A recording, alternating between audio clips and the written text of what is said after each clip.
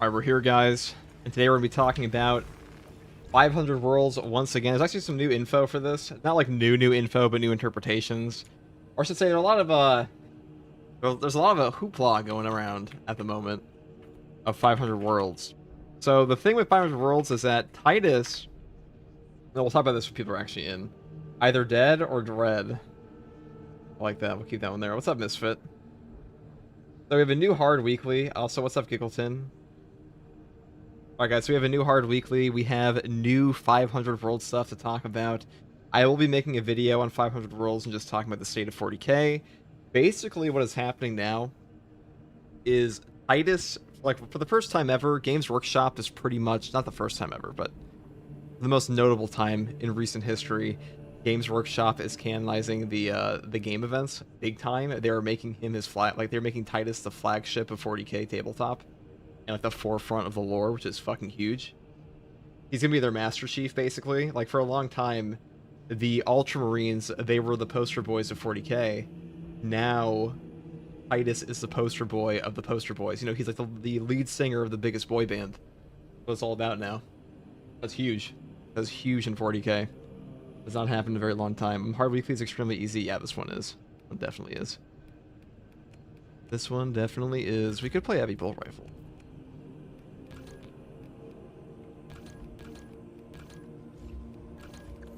Aligned aim. Hello, FTG chat. What's up, Techie Marines? How do you guys feel about the 500 worlds? Do Lamenters, please? I guess we could do Lamenters. I mean, Titus got a giant, fat, big salute from First Company. That's pretty big. After revealing of 500 worlds, we have to get a Space Marine 3 update. I mean, 500 worlds is kind of the Space Marine 3 update, isn't it? Like it sets the tone for the story, or it sets like the where the story's gonna be going. Which is that Acheran is dead, Titus is captain. There's like a little tidbit here a lot of people seem to miss, which is that, let me actually pull it up. I'll actually misread it off. So they say the Imperium is under siege, times are so dire that even Ultramar is hard pressed, and with Rabute Guilliman busy overseeing the Indomitus Crusade, the defense of the 500 worlds falls to its people, while others push out to reclaim its lost borders. One illustrious captain is tasked with securing its critical interior, a task made ever more difficult when a terrifying specter of the lost Necron Empire returns to plague the galaxy. So that sounds like the Silent King. And basically what Titus is tasked with now is just securing the interior of the Ultramar sector, which is a lot different than like retaking all the worlds. Like it's gonna be a big effort. And I think a huge reason that Guilliman is doing this is like #1 aura farming, because he knows like, okay, if I'm gonna be the big badass in all of this, I kind of have to retake my homeworld, or like, you know, the homeworld of my sector basically, which is Ultramar. Oh, cool. I hope missions get more varied. We not only fight the Nids, but we fight Necrons, World Eaters, and Night Lords, and Gene Stealers too. I wouldn't expect any major updates like that to Space Marine 2, but Space Marine 3 definitely will probably have some like more varied missions. It will be primarily Necrons, though, I expect. Pretty sure we'll be fighting Necrons and Death Guard in Space Marine 3. The Death Guard, maybe. Necrons, almost guaranteed, I would say, at this point.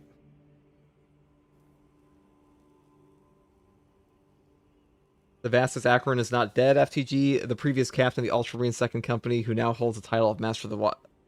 The previous captain of the Ultramarine 2nd Company, who now holds the title of Master of the Watch now. I mean, he could still be dead. They definitely hinted he's very dead. Sadly locked out of getting more stratagem points. Once I get 1,000, I can't get more. That is like a big lame portion, if you ask me.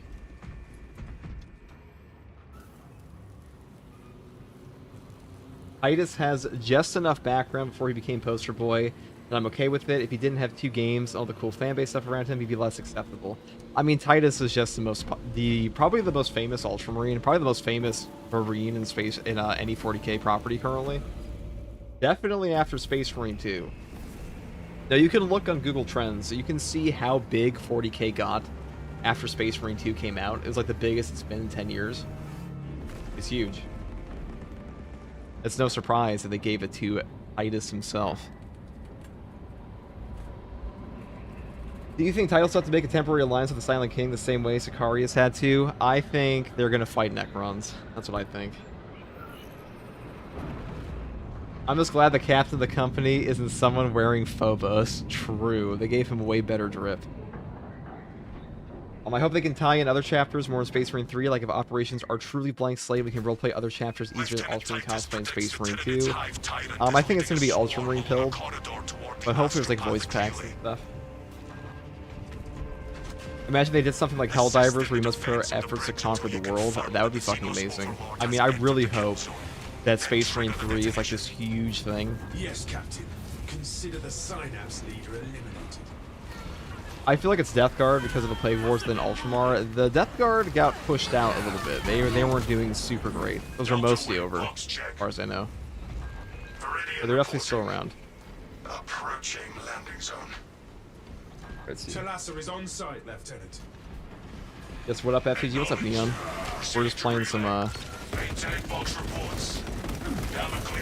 playing some heavy bolt rifle, and we'll be talking about the 500 worlds today.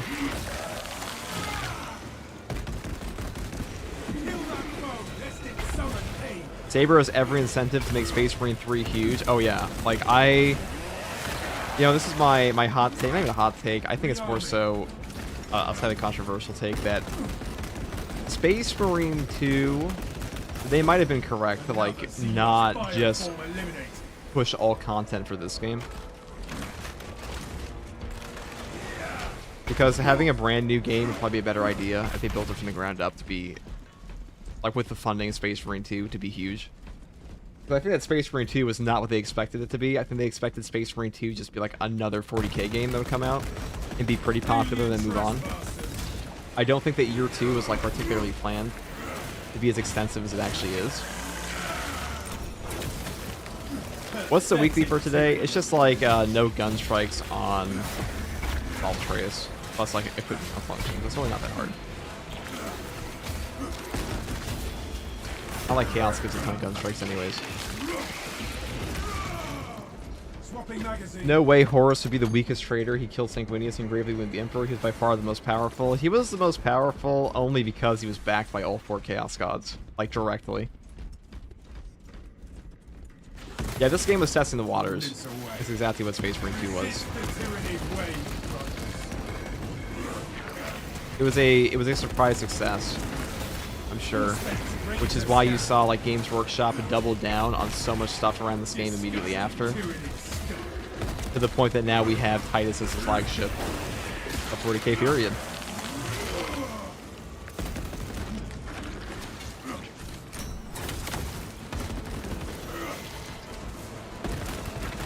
Right, so here. Kill all these guys.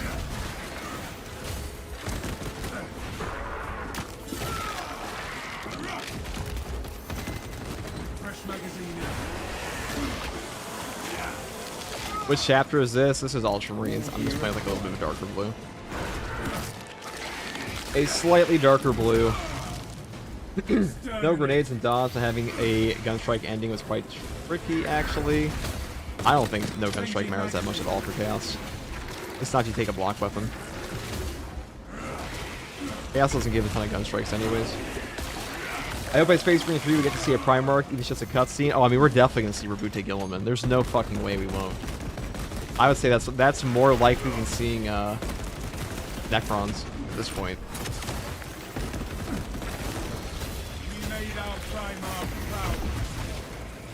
I think we're going to see Tyranids, Thousand Sons, and Necrons. That is what I expect. What factions do you think are most forgettable by Games Workshop? Leagues of Votann. Probably, they're up there for sure. No, they have some pretty good tabletop stuff. Eldari, if we're being real.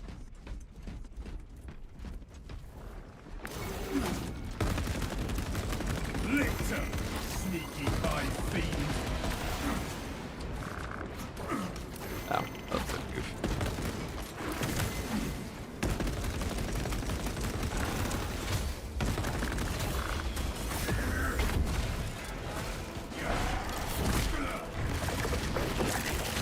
I feel like a major thing missing is the ability to join up with a chapter and have communities in-game based around favorite chapters, link up with brothers in-game and fight. I feel like if they were to do that in this game, you would really be... Where the fuck did this Zoanthrope go? Is he floating back here? Yeah, he is. What the fuck? What do you call it, though? You would really be breaking up, splitting up the matchmaking a ton if you did that. I don't think they could really be... That's not a really smart thing to do for the game. Iron Hands don't get enough love. Yeah, but Iron Hands are just Imperium forces, and the Imperium gets more love than any faction in all 40k. Are female stars becoming a thing now? Is that true? I don't think that's true at all. I also don't really give a shit if it is, to be honest.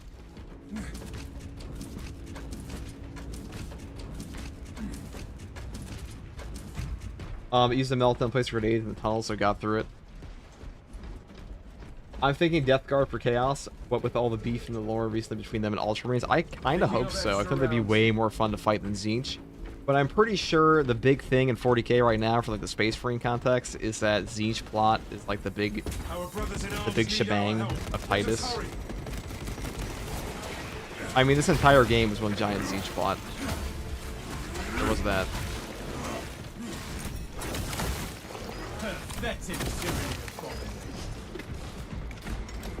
The Drukhari lost more models this edition than they gained. Their last refresh was in, what, 5th edition? I would say the Eldari factions are kind of left behind. I personally think the Eldari are like the most interesting Xenos faction in 40k, besides like Necrons. I mean, Tyranids are fun to fight, but like there's not a whole lot going on with like a hive mind in terms of story. It's more like... I mean, I had like some tidbits there of like, oh, it's the Shadow and the Warp, it's like the intelligence of the hive mind, but as far as like direct characters, you can't really have like a Tyranid character, you know what I mean? You can have stuff like Old One-Eye, but that's not the same as, say, Eldrad, or some of the more notable Drukhari. Not a lot of room. There's not a lot of room there for like a main antagonist, which is why they had... Or they tried to have one in this game with Amura, but Amura fucking sucked. Volgrim versus Rabute would be cool. Was the cult from Secret Level confirmed to be Tzeentch worshippers? I'm pretty sure they were. I mean, there were Zangors around. That's almost always like Thousand Suns and stuff like that. And Tzeentch plot bullshit. What is this? What the fuck? Hold on. This is range hell.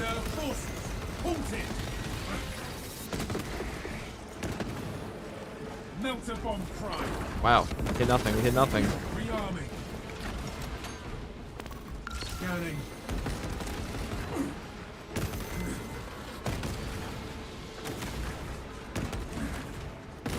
That was not the melt, that was one of the melted bombs of all time. There we go.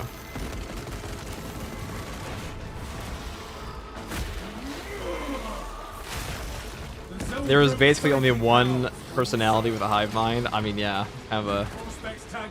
Not wrong. It wouldn't really be a hive mind otherwise, would it? But that's kind of why Tyranid are more like a, oh, it's the esoteric threat, and the Tyranids are coming. But that's why they keep putting chaos in all these games.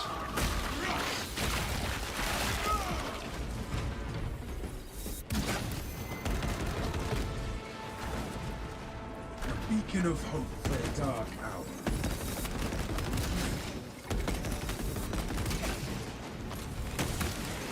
Specs deep scan ready. You are fertilizer now. Gathering supplies. Alright, let's go. Swapping magazine.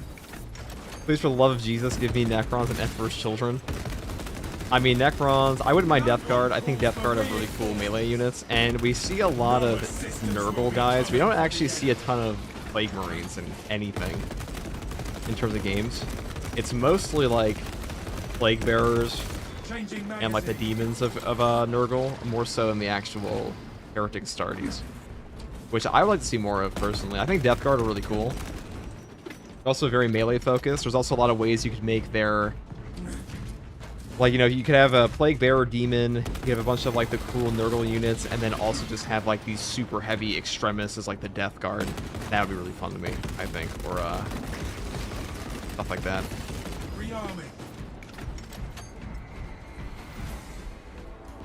We see zero Slaanesh stuff. I mean, yeah. That's because Slaanesh is just the god of fucking as far as like most companies are concerned. But like, let's say you're a corporate exec, right? Like, let's say you're an executive at a corporation, and you're like, all right, guys, who are we gonna put in the next 40k game? And they just look at all the options, and they're like, who's this Slaanesh one? They're like, it's called the Emperor's Children. All right, they call it Slaanesh. What's Slaanesh? And like, you had to explain to like the shareholder. No, guys, it's the god of excess. But then they'll do like one Google image search and be like, oh, we're not doing that in our game. You can put that in Rogue Trader. That's a table. That's like a CRPG. It's like super niche, anyways. But they don't really give a shit.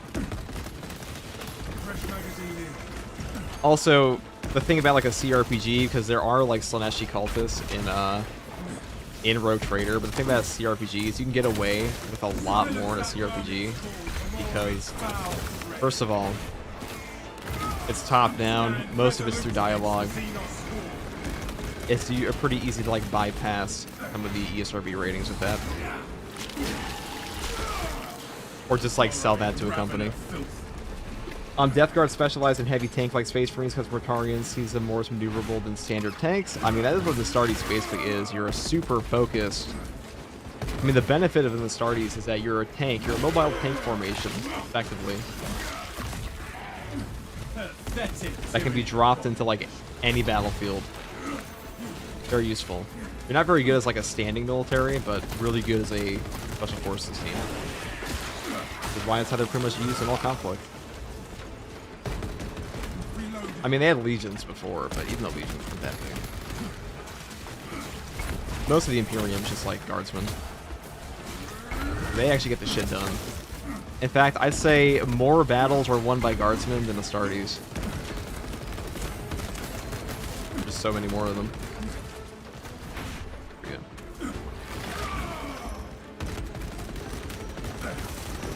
Another Xenos firefall eliminated. Fresh magazine in. Bang, bang, bang. I have a question. Trying to learn how to use block. I'm struggling against the Whip Warriors. One, how do you block that guy? I mean, you just have to time it right.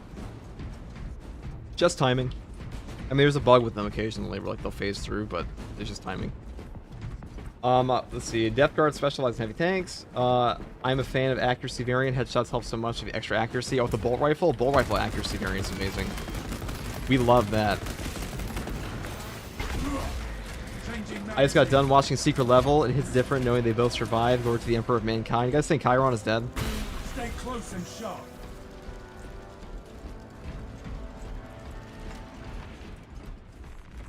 So what's the 500 Worlds about? Titus being promoted to second captain, taking back control of the realm of Ultramar. Basically, Rabute Guilliman is on an aura farming journey where he wants to take back Ultramar. Now, he has multiple forces that work on this. The trailer is a little bit confusing to some people because it sounds like he's just sending the second company to go take all 500 planets back. That's not what's actually happening. What Rabute Guilliman is doing is he's telling Titus, like, you are tasked with dealing with the interior of Ultramar, like securing the zones we already like reconquered, basically, and making sure they're stable. And meanwhile, he has other groups dealing with like the other planets and actually retaking control because Ultramar is fucking huge. 500 planets is a lot. But the big plot point is that Necrons are coming to fuck with Titus. And Rabute Guilliman is trying to basically retake Ultramar. And like, in my interpretation of this is that Rabute Guilliman wants to do this because, first of all, he's busy with the Indomitus Crusade. We see in the trailer that Titus is saying like Rabute Guilliman is a demigod at a time. He is trying to recapture a golden age of humanity that will never come again, but like only in death is to the end. So Titus is super jaded on this. He doesn't want to have to deal with the fact that like he thinks Rabute Guilliman is wrong. Which, in some ways, I guess you could agree that Rabute Guilliman is wrong, in that humanity is just not as strong as it used to be, and spending all this effort to retake worlds when the Imperium is barely in control anyways is not super, super big. They made him Warden, basically. So his job is to secure the, is to make sure that the interior of Ultramar is maintained and secure while the rest of it is conquered, but since he's named Ultramarine, some big bullshits about that.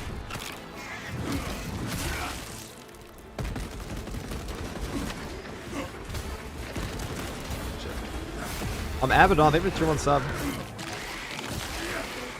Now, on the note of Rabute Guilliman, I don't think Rabute Guilliman is actually wrong in the long term, because I think the Primarchs are coming back. I think that Rabute Guilliman is correct to do this, and basically his goal, as far as I'm concerned, is he's trying to make sure that he actually has his homeworld, because to not have your homeworld, which is effectively for him Ultramar. I mean, it's not literally his homeworld, obviously, but...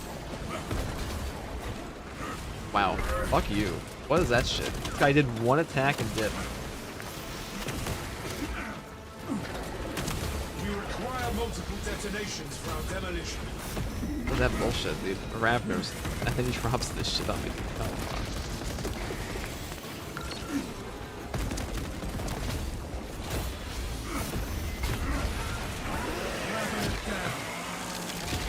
Anyways, what was I saying? Oh yeah, so Rabute Guilliman is pulling a God Emperor of Mankind, and he's like, if I take Ultramar back, that first of all, that's legitimacy, and some of the High Lords of Terra have already given him big shit. He has had to deal with a tremendous amount of fucking bullshit, if we're being honest, that Rabute Guilliman, he is the de facto leader of the Imperium at this point. And like, a lot of the High Lords of Terra do not like that. Because for the past 10,000 years, in the Imperium, a lot of the High Lords of Terra, they don't give a fuck about, like, the future of mankind. They just want to be, like, as rich and cushy as possible. And Rabute Guilliman, for all of his faults, he is truly concerned with the future of mankind. He wants a golden age once again, like the 31st millennium had, prior to the Horus Heresy. And I think with all, like, the Lion is back, with Rabute Guilliman back and the Lion, humanity is going to get to a stronger and stronger position. We're likely going to see more and more Primarchs come back, and we could see, like, what will effectively be the second Great Crusade once the Indominus Crusade's done. Or, you know, which is already kind of the Indominus Crusade, you ask. But we could see a second golden age, or an attempt at a second golden age of humanity, led by the Primarchs. I think that's a big part of it. Do you think Sanguinius will come back? No, Sanguinius kind of has to stay dead, because Sanguinius coming back will kind of ruin, like, the whole thing. Is that Sanguinius died to keep the Imperium semi-stable. And when we say semi-stable, we say that in, like, bad parentheses. But that would really take away from his character. Like, Ferrus Manus and Sanguinius have to stay dead. But the missing Primarchs coming back, or the ones that all left, that's big. Sounds like familiar times. I hope Titus gets to interact with Rabute Guilliman in Space Marine 3, gets some infusion of faith with Rabute Guilliman's ways and cause. I mean, you gotta think, Titus isn't wrong. Rabute Guilliman is kind of delusional in that, like, okay, I was born and raised effectively in, like, the golden age of humanity post the Dark Age of technology. Personally knew the God Emperor of Mankind, and he's trying to recapture that. We can't blame him. Because the Imperium of Man has had no real W's, like fat W's in like 10,000 years. It's a, like, you know, it's an empire on the decline. I guess the best way to describe it would be, in history, you know, the Roman Empire peaked and then it had a decline. It had the Holy Roman Empire, which was still an incredibly powerful military force. Like, in history, nobody really wanted to deal with the Holy Roman Empire directly in combat as much as they could, because they were still a very powerful force. But, like, undeniably, the Holy Roman Empire was weaker than the peak of the Roman Empire. And that's how I view the Imperium. Lots of infighting too, yeah.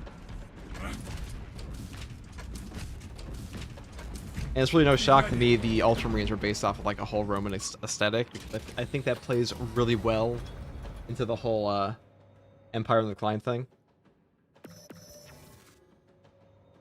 Dante been around for a long motherfucking time. Any chances of Dorn coming back? I sure hope so. You know, they showed an Imperial Fist version of the new, I actually have that on the community post right now. They showed an Imperial Fist version of the new Titus maneuver.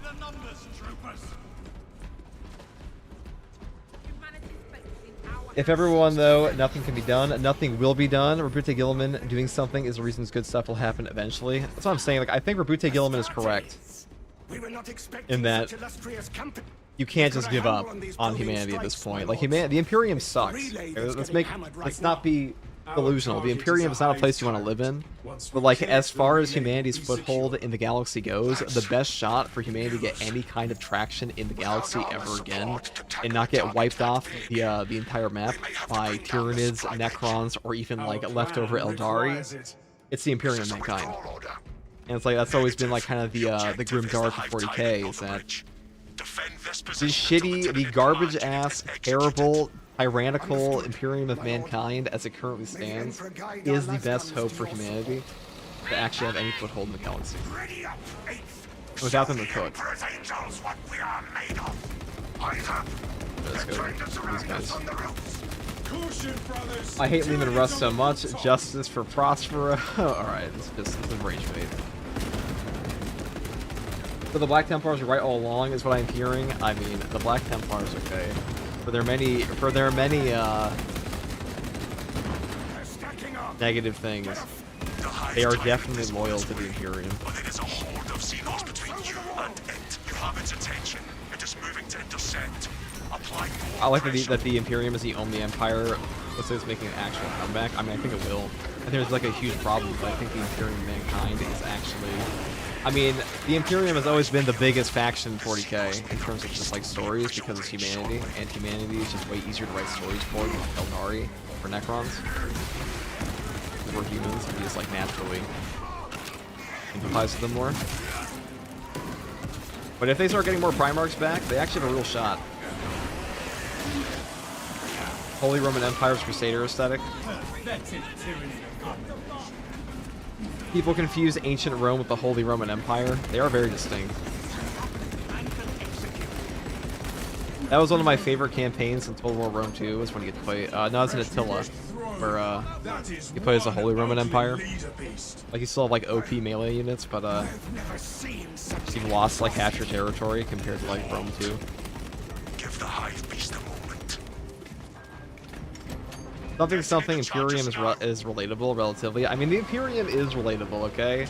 You know, people think that what the Imperium does is way more out of pocket than it actually is. Humanity in the real world has done way more fucked up shit than, like, half of what the Imperium does. Let's just say, like, for example, hanging, like, basically taking the skull of your battle brother and putting it on your shield is something humans would 100% do in real life and have done before. Like, humans are fucked up. Like, it's not exactly like wearing dead animals is new for humanity. Like, it's something we've done for a long time. Enslaving groups of people, humanity has also done that. Basically using people as servitors and stuff like that. We've done arguably worse in real life because guess what? A servitor gets lobotomized. Slaves in real life, we didn't do that to them in any point in human history, pretty much. It's not really new. And I'm sure humanity would do more fucked up things with genetic engineering if they could than, like, cherubs and stuff like that. What I just walk into, we're talking about the fact that the Imperium Mankind is fucked up, but it's not any more fucked up than real life human history. I mean, yeah, they get lobotomized, but that's after the surgery. That is true. That is after the surgery. Listen, okay, we aren't defending servitors. We aren't defending them making servitors. We're just saying that making servitors is still fucked. It's just as fucked up as something in real life human history.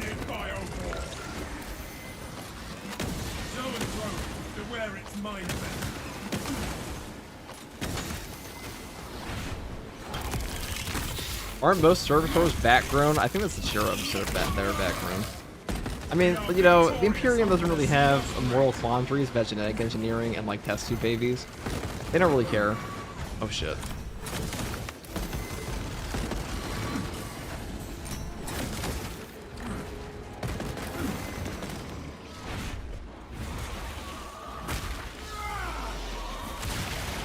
The stench is sickening.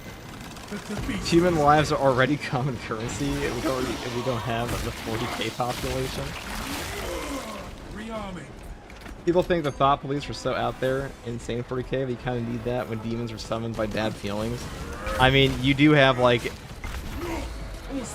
it's one of those things where the Imperium Mankind is a god emperor entirely. Like, if the end of humanity with, like, worshipping and all of that winds up giving you straight up demons that rip a portal into your world and destroy the whole thing. We will not have a better opportunity to finish it off. The Inquisition thought police makes a lot more sense.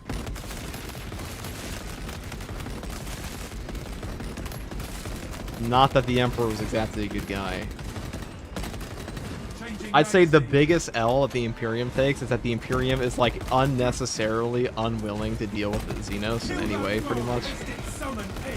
Like to an absurd degree, to like just a negative point.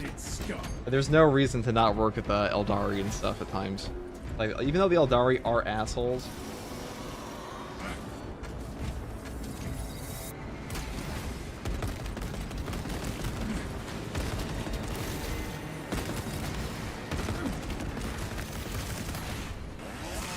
Oh god.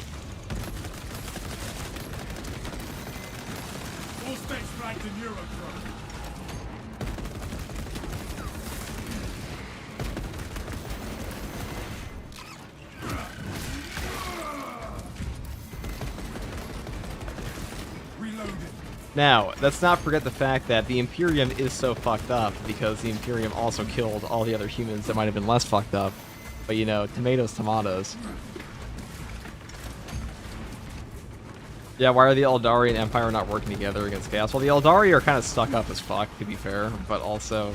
Like, it's not all the Imperium's fault. It is also the fact that a lot of the Xenos in 40k are assholes and do try to eat you and or kill you and or enslave you. But, like, even the Tau, when they had, like, the slightest opportunity to conquer some human worlds, took it immediately.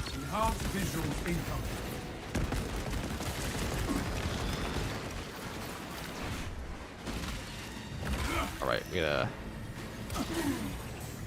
Steam injection administered. Wow, this is shitty.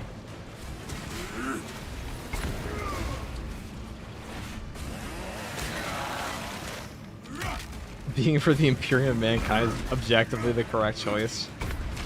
I mean, there are definitely better factions in 40k, but probably not factions that will ever get any traction in terms of like actually taking any military Ws, which unfortunately 40k is in a spot where military Ws are genuinely necessary if any faction wants to not get fucking eaten by Tyranid swarms or other things.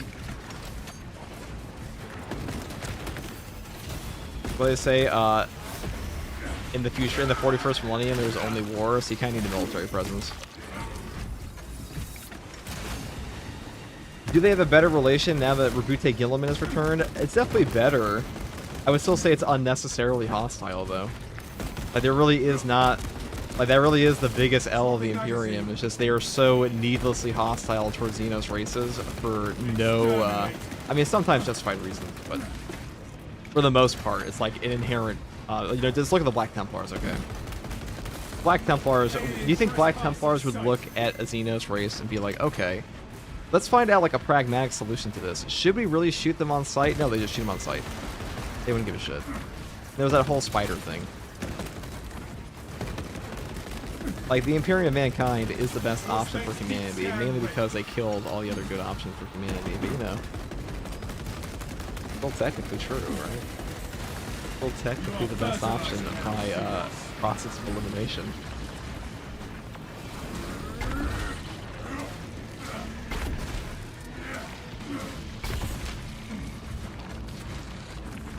Yeah, Black Templars are well known for their diplomacy. Very direct.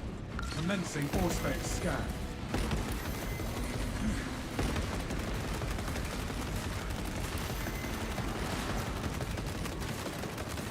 Changing magazine. Subterranean I think I'll be out of range of this video. Oh no, just oh shit! It's actually such a terrible spot to be in. Possibly the worst spot to be in. I gotta get to the wave. Okay. Oh, okay. I almost severely miscalculated that.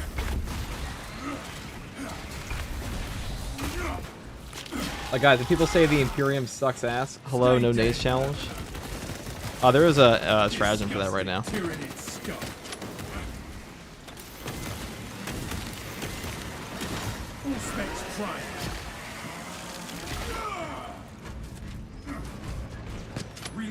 Yeah, Rebute Guilliman, listen, okay, the Codex Astartes is kind of fucking stupid. Oh, fucking A, dude. Speaking of stupid. The Codex Astartes is kind of stupid, but also on top of the Codex Astartes being kind of stupid, Rebute Guilliman is there to tell chapters like, hey, you guys don't have to do this stupid Codex thing, and you could just like have a couple more members, and we don't have to have only 100 dudes in a company, because that's like super useful. That seems like needlessly restrictive, unless you're on Crusade. Also, interacting with Xenos will be heresy. I mean, the Rogue Traders do it, and that's why Rogue Traders usually get a lot more done in their sectors than the Imperium forces do. Because guess what? It turns out that having proper diplomacy with Xenos factions is actually really useful. Also, it turns out that reverse engineering technology of a Xenos faction like the Necrons is actually also really useful. And that's why Xenophase blades are pretty good. And maybe if you didn't have to jump through 15 hoops of like a Xeno tech priest, a Xeno right tech priest to get it done, you'd probably have a lot more effective weaponry in your entire faction. Just a thought, a small thought. Do you think Warhammer will ever reach an Avengers Endgame stage of every big faction at their strongest all fighting against each other, with the Emperor coming back and the entire Tyranid hive mind? Maybe in like 30 years if 40k stops selling. Nothing but static Small now. thoughts are the worst kind. the Send the desert. Inquisition to your Do not worry. location. When the Hive Tyrant is dead, the Lieutenant will know. High Lords of Terra pretending they know how to read reports. That's what I'm saying, guys, is that these guys are, the Imperium is just kind of needlessly aggressive towards every single other faction. Like, some of it is justified, but a lot of it is just not. Like, that is by far their biggest fuck-up. Like, perhaps they didn't really have to kill every single other type of human force. That really was not necessary. Or those spiders at one time.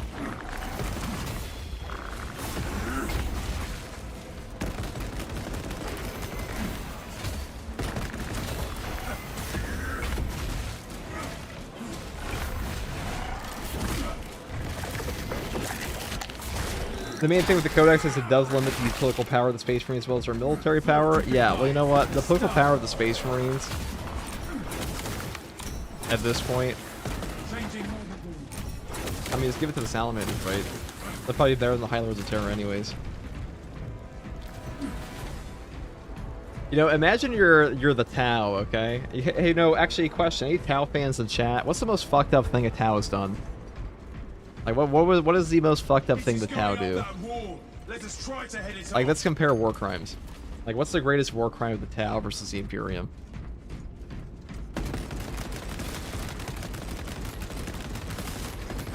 Guess in hindsight, 10,000 years later. I think first in regards to might be a gene stealer. Oh, hold on. Fresh magazine in. FTG calculating the worst possible positioning. Yeah, that's it. Ammunition cache here. As they should. No. Alright, you guys think that like they should just hate all Xenos at all times? They are Xenos. The worst crime the Tau ever committed is being born in Xenos. Okay. This is a very Imperium pill chat. Liking Gundam, true. That is actually a crime. The cast system is kind of bad.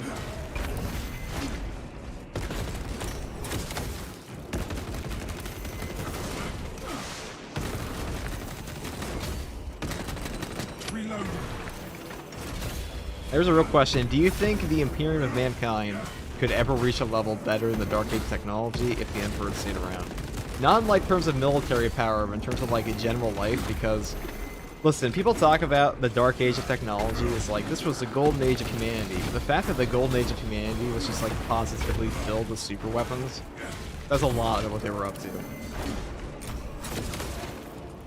you play the tabletop? Yeah, a little bit. I'll be playing again in December. I'll be streaming that actually.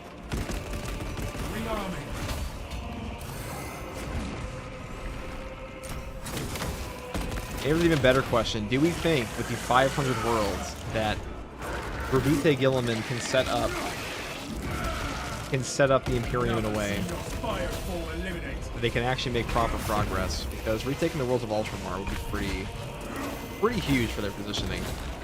Especially considering the Eye of Terror really split the Imperium. Securing the foothold they do have is pretty damn important. Your tabletop army, bloody of course. Not that I have any painted right now, but I'm terrible at painting. I'm mostly playing tabletop simulator though.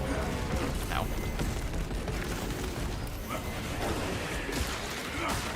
I'm a Sanguinius fanboy.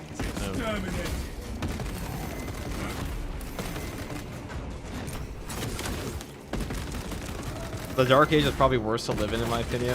Maybe not the current Imperium, all the corpse stars, but they were making a lot of bombs and like super weapons. There's a lot about what they were up to.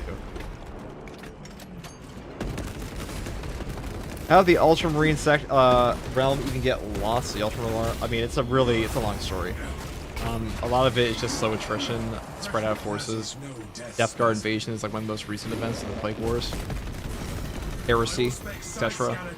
I mean, you know, during the Horus Heresy, Sanguinius did go to Ultramar with, I forget what it was, but, they went to Ultramar and hung out with Guilliman for a bit, because Ultramar was actually in a pretty good position during the Heresy. Which is part of the reason the Ultramarines are in a pretty good spot now.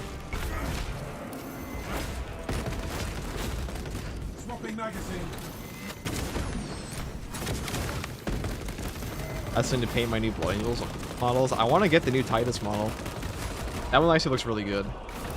Also, this is the first time in 40k history that you have ever had a model, I should say, not a model, but we've had a game character be turned into like the poster boy of 40k, effectively.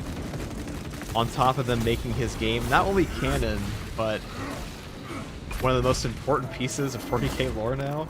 Like, I would argue that Titus is at the forefront of 40k lore, because Guilliman was already there, and Titus is, like I said, he's the lead singer of the biggest boy band in 40k, which is the Ultramar.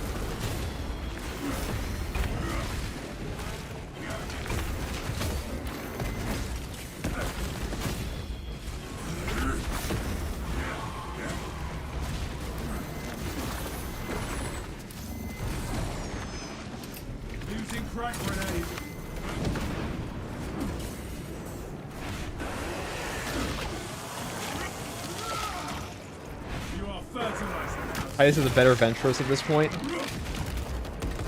I think that Games Workshop really wanted their Master Chief for a long time, because for the longest time, Space Marines were just like the only, like, as a faction, were the poster boys.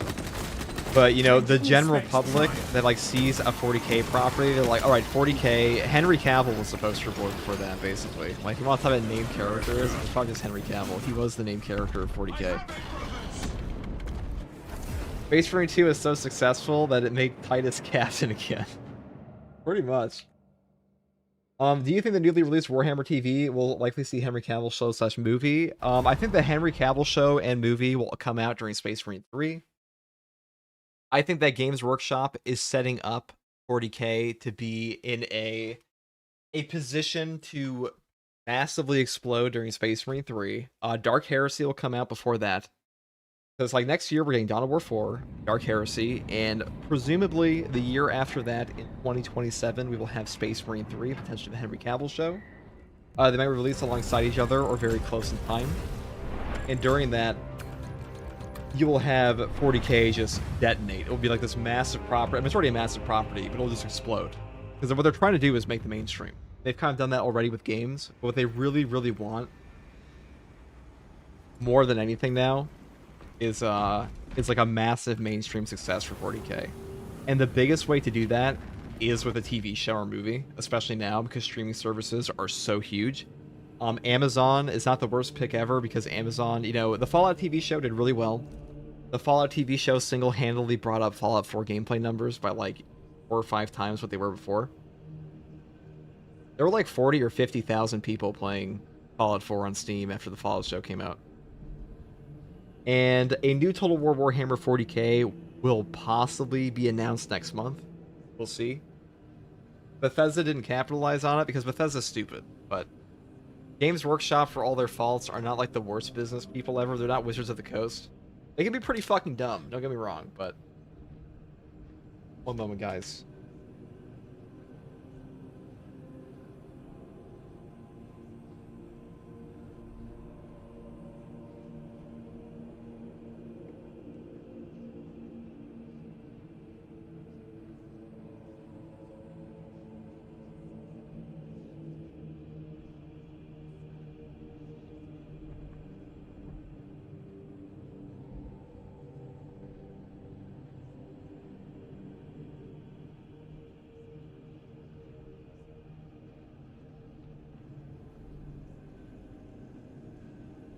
Now, something else I want to talk about is the fact that in the trailer for 500 Worlds, we see that Titus is like super jaded.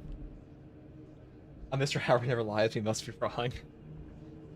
You see that, what's his face? Titus is super jaded in the trailer. Like, he does not believe in what Guilliman is doing. He thinks it's all for nothing. And I think that we're going to see more characters like that in 40k, because Grimdark is good. And don't get me wrong, Grimdark is good. But having all your characters in your story just be like needlessly pessimistic all the time, or like I should say like needlessly brutal and like unrelatable, I don't think Games Workshop wants that for their flagship characters. So I'd expect a lot more nuance from like upcoming 40k characters. Like, let's say an interesting story within the Imperium for a lot of people is a character like Titus or a character like an Inquisitor, that they are good people functioning in a terrible system. That makes for a great, like, if you want to have a grim dark story, that's a really easy way to do it. If anyone can pull off the impossible, it's Titus, Brew Techie. But what about Grim Hope? Yeah, that's what I'm saying. I don't really get why Titus would be against what Guilliman is doing, because he's basically just sending in, like, well, from his perspective, Guilliman just launched a crusade, the Indominus Crusade, fairly recently, and now he's like, all right, we're gonna retake all the worlds of Ultramar as well. And it just seems, and like what I think a huge part of it is that Captain Acheran is probably fucking dead. I'm pretty sure Titus saw Captain Acheran die, which is why they reveal it next week. And his promotion is not one of like, oh man, I can't wait to be captain. I think his promotion is one of like, my boss just got murked, and that sucks ass. I think that's a huge part of it, is that Titus is super down because Captain Acheran just got fucked up like right in front of him. And he also might have lost Chiron as well. So that's why he seems a little bit down to me. I mean, we'll find out next week. But like, usually a promotion to captain means your other captain died.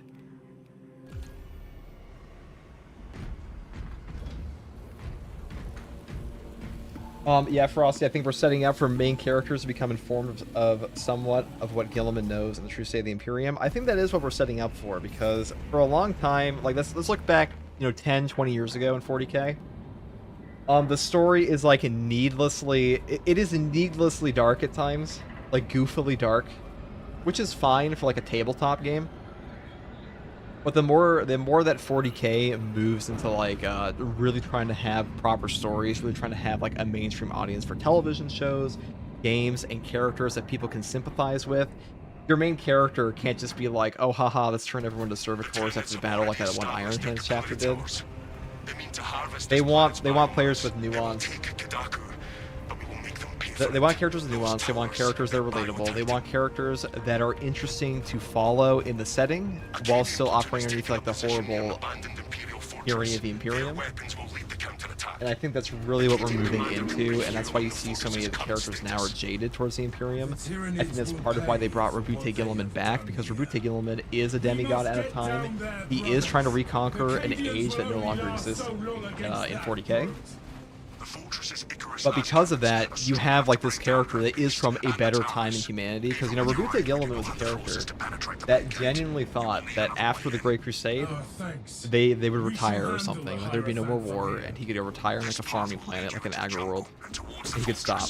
But now he's thrust in the 41st millennium as just this perma war boss, basically. He is the de facto general and leader of the Imperium. But the Imperium sucks more than it ever has.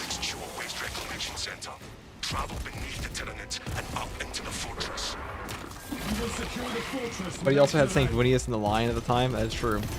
I mean, the Lion's back now, so.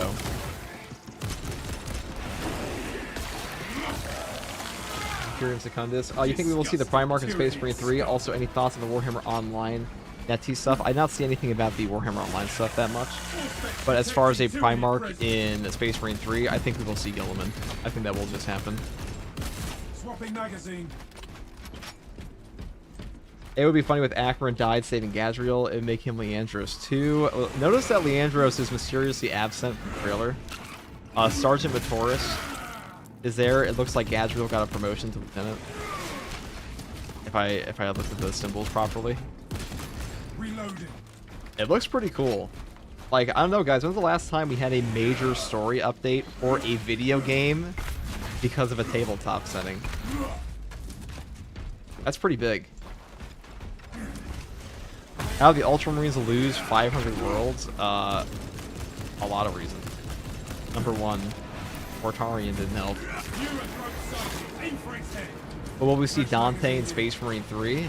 I would expect we will probably see Dark Angels in Space Marine 3, or maybe Blood Angels.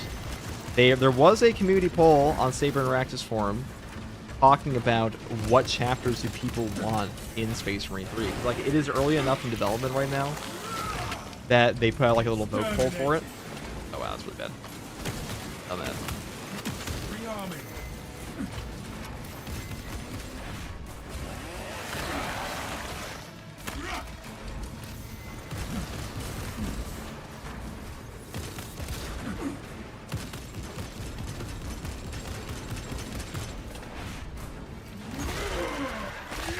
Gadriel's an ancient. Oh, that sucks. See, that's where we're getting Sunlock sucks, because the way the CHP in this game currently works, it wants to like gameplay mechanics real quick and not just lore. The way that CHP in Space Marine 2 works, the delay is so slow that if you get knocked over by something like that, you will just never, you have no opportunity to get back your HP. It's just like an execute right in front of you.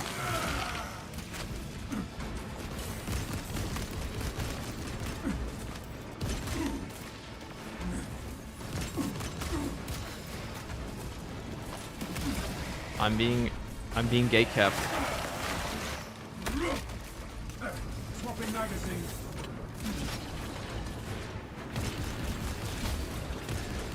I think we'll be okay. As long as he doesn't hit me with that. Give me a second, guys.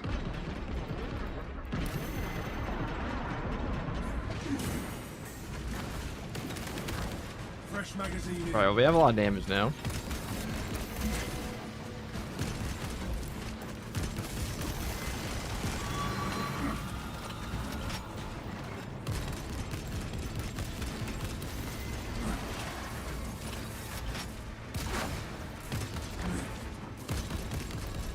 We also have Admin Hunter active, which is pretty good for us.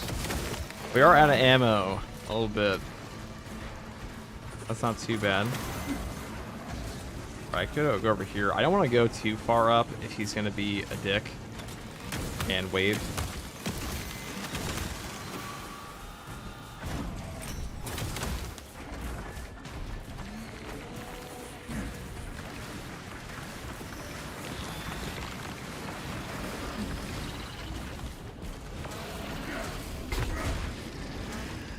Is FTG trying anything specific in the gameplay? Is FTG trying anything specific, or is the gameplay just background for lore talk? Well, I am specifically trying not to fucking die right now. That is something I'm trying to do. But as far as the build goes, I'm just playing a bullet rifle because it's fun. Yeah, but yeah, I am just talking about the lore a bit. Though the not dying portion is not going very well.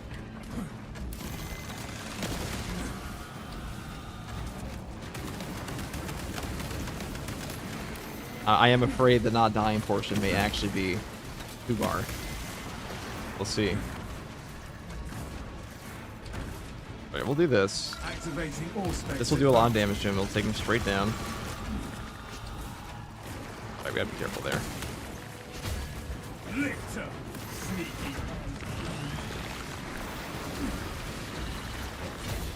That's like the best case scenario here.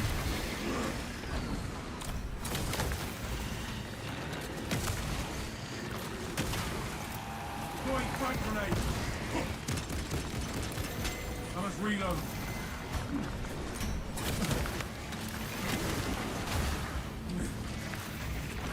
Oh, it sucks. Do that again. Alright, chat, FTG, I've paid for the right, so I'm gonna run. Have a great day. Take it easy, Gascan. I would love to see Mephiston make an appearance in Space Marine 3 because lore is pretty sick.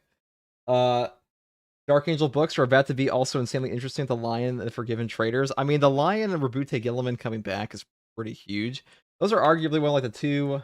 You know, a lot of the Primarchs in 40k to me is that Imperial Fist Titus in the thumbnail? Yeah, it's actually an official image.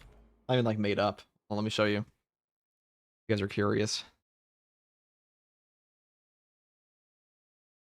Let's see this. Because somebody sent this to me. And it's actually pretty cool. Did they add this in? Or is it? I have too many generals here. Ah, here. So they made like an Imperial Fist World Championship preview of it.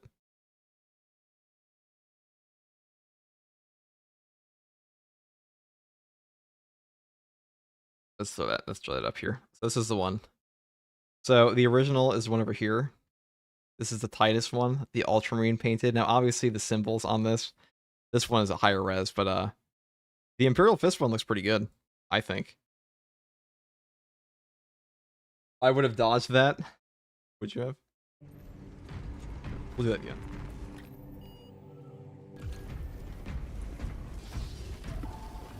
Wasn't that kind of cool?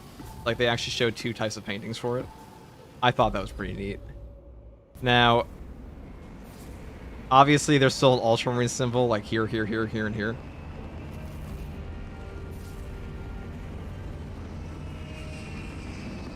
But yeah, I mean, I consider it a straight upgrade because Imperial Fist Titus is like way cooler than other Titus. Or say the retry button once you die when solo running. Basically, so here's a little quick tip, guys. If you're playing 40k Space Marine 2 and you die in a solo, just return to the battle bars immediately and you skip the whole loading screen for like watching your score and all that. Have already established their capillary towers. They mean to harvest the... And we also know that Emperor casted some parts of him into the warp, which is necessary in his words.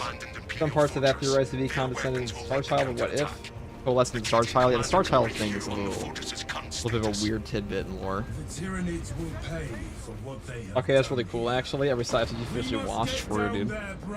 You think Games Workshop ever thought Space Marine 2 would hit such high levels of peak popularity? Absolutely not. If you die in solo run, it's a skill issue? It sure is. I mean, if you die in this game, period, it's a skill issue. If you die in any game, really. Alpha Legion Titus is best Titus. Yeah, he's my favorite loyalist chapter in the Alpha Legion. You think, we call it. What's good after you? What's up, B-Jab? The Titus model is going to be awesome for kit bashing some white scars. The Titus model is really good. It's really good. They also gave him a whole CGI trailer. Like, I mean, I'm just saying, Fulgrim is a Primarch, and Heretics don't get CGI trailers at all. I'm sure the Fist Titus would rival Sigismund. Or would. He'd be better, really.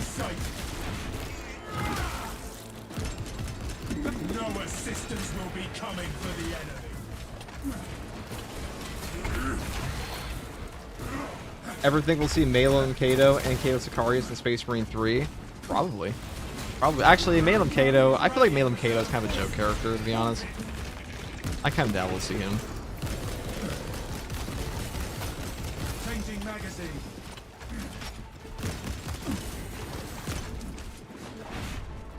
Like that.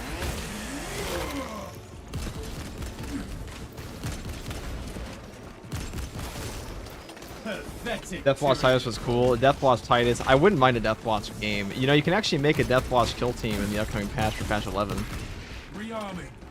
Malum Kato will be back in Bolt Gun 3. Isn't he in Bolt Gun 2? I thought you had a sister battle, or is it just a sister battle?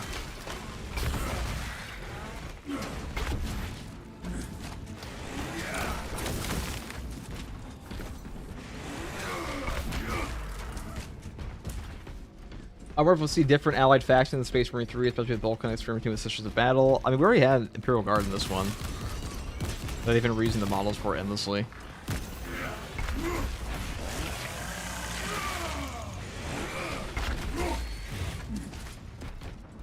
Activating all specs advances. Another Xenos bioform eliminated. What's up, Kyle? Let's go over here. Kato should be something like a reference in Space Marine 2. Yeah, I don't think Kato's like a real character that Games Workshop cares to push outside of Vulcan. Titus, however, is 100% a character they're interested in pushing. Fresh magazine in.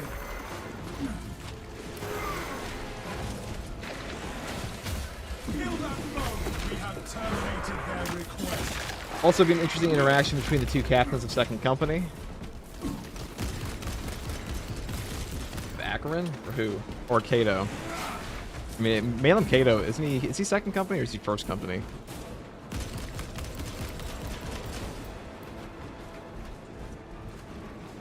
Changing magazine. Or are these guys? Like, you guys just attacking or what? Target seeks to mobilize reinforcements. I do hate that Space Marine 2 is like so... A lot of your damage comes from the enemies actually attacking you in this game. And if they decide not to, you just don't do anything. You do like significantly less, I should say. Catapult's always a little squishy in the true solo here though.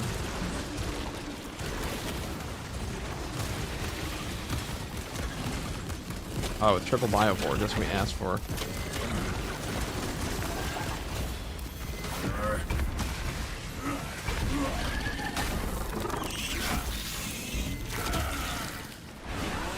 No tyranny will ever stand against us. All specs prime.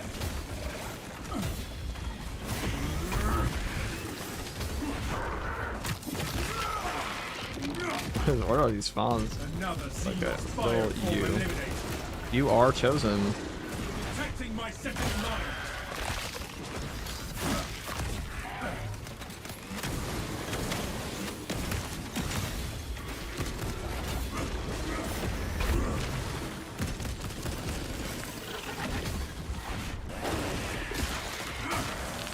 Alright, when they're another clump. And then five beasts here. Alright, that's one. What the bioboards mean? Rot, tyrannies. That's a weird one. Patch 11 waiting room, day 317. Yeah, even though the game hasn't been out, even though we didn't even know about patch 11. For more of its foul breath. 317 days ago. Detecting my static mind. Really, we've been waiting for patch 11 the entire game. Pathetic tyranny abomination.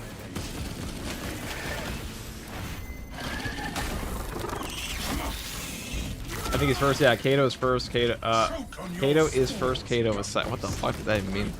Hold on. Kato is first. Is he first company? Pretty sure he is. He's got the beautiful white shoulder. All specs ready to scan. Shoulder trim. Reload.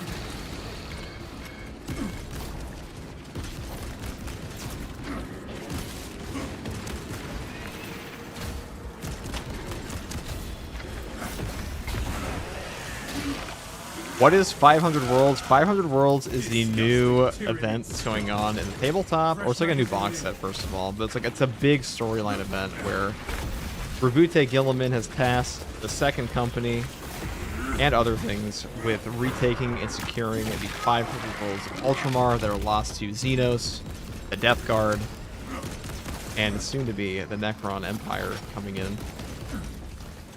Titus was named captain of the Second Company and Warden of Ultramar, which means he is tasked with the securing the interior, while other companies and factions of the Imperium go and deal with the rest of Ultramar. That's huge. It's a huge story event. It also means a lot for Space Marine 3. And Captain Acheran's probably fucking dead. Xenos bioform.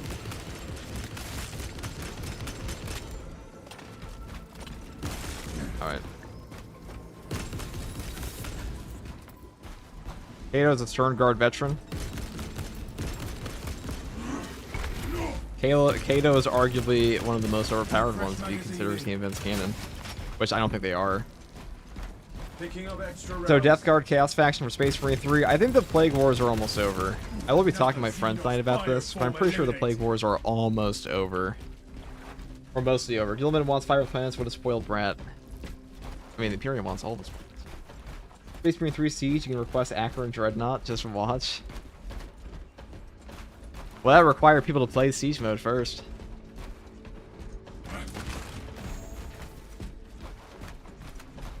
Couldn't spare 3 more men for Desert. Put Captain Acheran in the Dreadnought. I think they might. That would be pretty fucking hilarious if they did. Seeing as you see both the second and first company when Titus is made captain, do you think he'll be commanding the first company as well? I would make sense if he worked with first company. Be ready. I mean, Titus has major clout. I think they would probably do that. War gear acquired. What's the name of the first red helmet Ultramarine? Wasn't he going to also save Ultramar 2? I forget. If I ever knew. I forget. You think Titus made Leandros scrub all the toilets on the battle bars after he got ready to save the captain? I don't think Titus is that petty. I think Titus actually respects Leandros as a chaplain, to be honest. I think he doesn't appreciate the same suspicion, but Titus is very loyal to the Imperium, so he understands that a chaplain is necessary in his mind.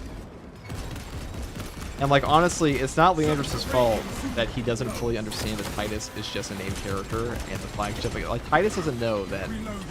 Actually, not Titus. Leandros doesn't know that Titus is 40k Master Chief and built different. Like, as far as he knows, it's just a normal Ultra.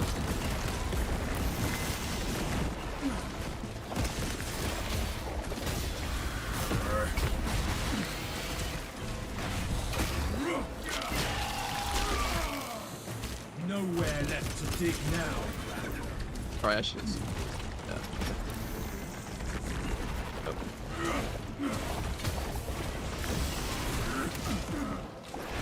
There we go. 3 triple spawns in a row. I wish that happened more often. You know, it kind of sucks that triple spawns hardly ever happen in the PTS, but they're all over the place in this one. It's way better.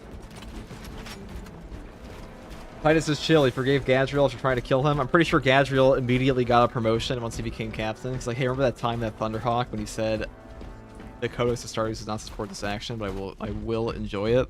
That's an instant promotion, probably like on the spot.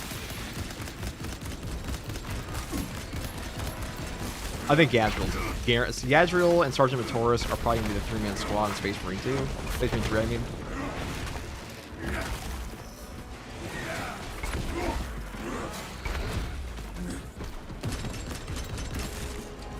Fresh magazine in. Did they release the same mission 2 weeks in a row for hard stratagems? They sure did. I think I already knew about that from a data mine. Captain, the waste center entrance and our victory are right ahead. We'll see if Chiron is alive to begin with. Ships are moving into range of the capillary towers. I don't think he is. I think he's fucking dead. Dark's final hours. I think he probably died in whatever killed Acheran.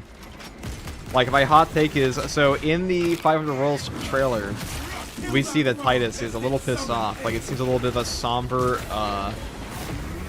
it's a bit of a somber promotion, because I'm pretty sure he has watched 2 of his friends get fucking shit on. So he's not exactly in a good mood. And that's why they're waiting to reveal what happened to Acheran.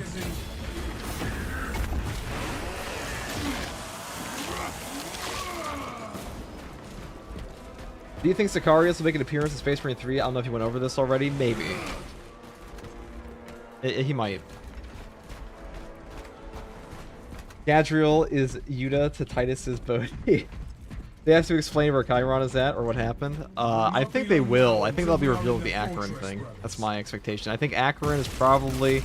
I mean, who knows how they're going to do it. There might be like a new Necron model that has like a little flavor text. It's like, this Necron shit on Acheran. That's something that Magic the Gathering would do. That is definitely something that Magic would do, where it's like... You'd have like one picture of like Acheran getting ripped in half by like something else, and then it'd say in the flavor text, Acheran could spare 3 men, but the Necron didn't spare him. We made the lictor to target his rallying reserve force. You guys play Magic, right? Disgusting tyrannid scum. Chiron probably went berserker rage without Titus and Gadriel having his back. Yeah, I think he instantly died. Rearming. It's funny, he's like the oldest one in the whole group. He was there when the word bearers burned Calth. And frozen. I assumed the reclamation machines would be active.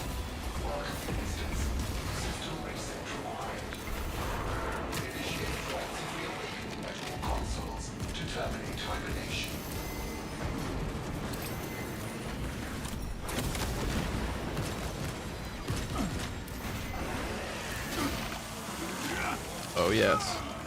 Swapping magazine. It's boss battle time. All specs attack the burrowing tyranny. I am boss battling now. You are Falcon, Xenos. Viewer throat sighted. Aim for its head.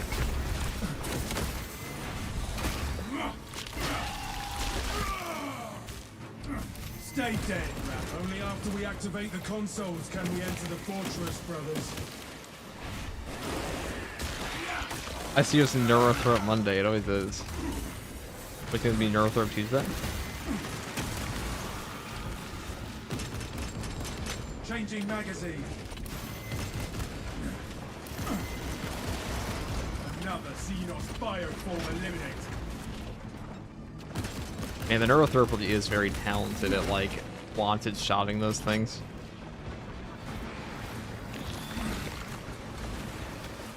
Only after we activate the consoles can we enter the fortress, brothers. I'm gonna take this opportunity to get rid of the Bramble guys because they are usually the most dangerous. Bang. Fresh magazine in. Scanning.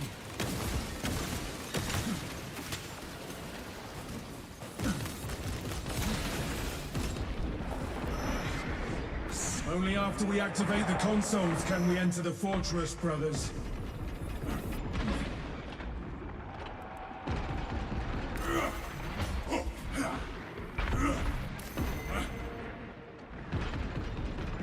Rearming.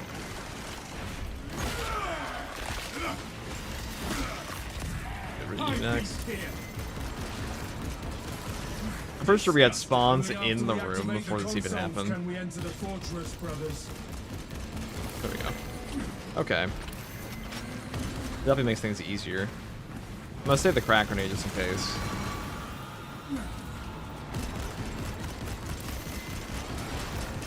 Changing magazine. All specs deep scan ready.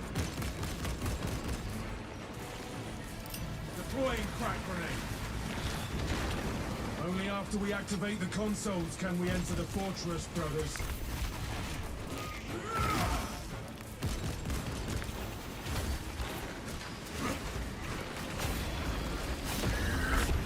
Now, there's a giant barrel right here. That's a little awkward.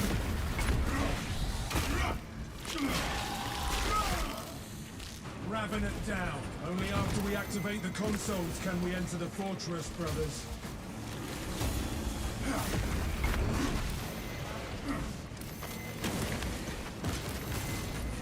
Another Xenos bioform eliminated. Xenos bioform. Bang. Guys, if you say bang when you shoot the guy, it actually does extra damage. Hidden mechanic. Reloading.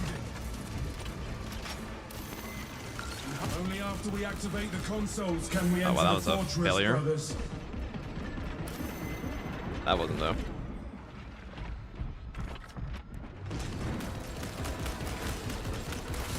If you have the perfect dodge on that beam, you actually do a fuck ton of damage on the gunstrike to those guys usually. Swapping magazine. Dang. You are fertilized. Alright, where was I? Where was I on the 500 Worlds talk? What were we talking about? Only after we activate the consoles can we enter the Do you think we'll see fortress, Uriel brothers. Ventress in Space Marine 2? He's captain of another company, but still be cool. I mean, I imagine we'll see a lot of chapters. I mean, there's definitely going to be new Space Marine chapters in Space Marine 3. They already put a poll out for that. So, like, the fact that they're even thinking about it pretty much just tells me we're going to see that in Space Marine 3. Like, there's no way they're not going to do that. The question is just which chapter, not like if you will see a different chapter. Because one of the biggest problems I have with Ultramarines is that they're kind of fucking vanilla. Yeah, like they're cool. They're cool in like the setting. They have a cool Primarch. Guilliman is one of the more interesting Primarchs actually. But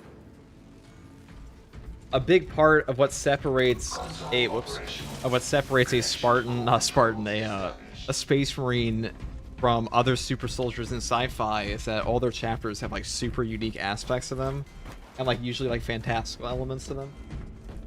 They're fun in 30k. Tyranids actively seem to avoid Necron worlds for obvious reasons, probably because you can't really eat a Necron. Yeah, that makes sense.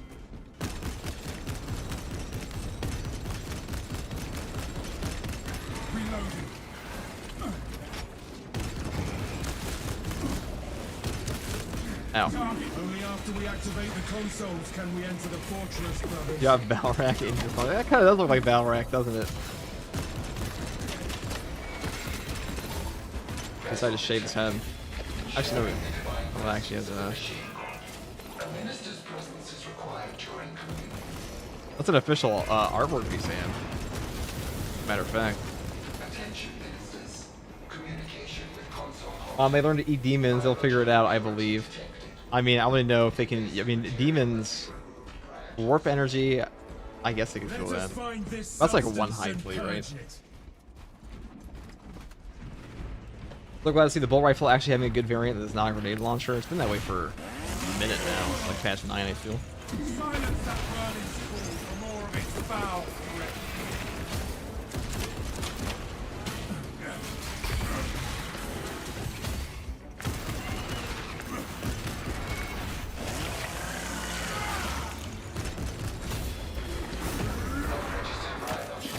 Yeah, one high fleet. It does make sense. Will Space Marine 3 be a separate game, or will it be a part of Space Marine 2? It's a totally different game. Totally different. Oh, I went the wrong way.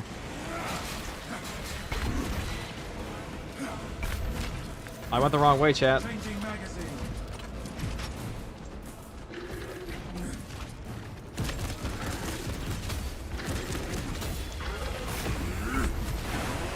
Now, my question is, do we think the Silent King will actually show up as like a new model? I mean, he already has a model, but like another one. Never know. Because I wouldn't be surprised if the Silent King runs into Titus. That would be pretty intense.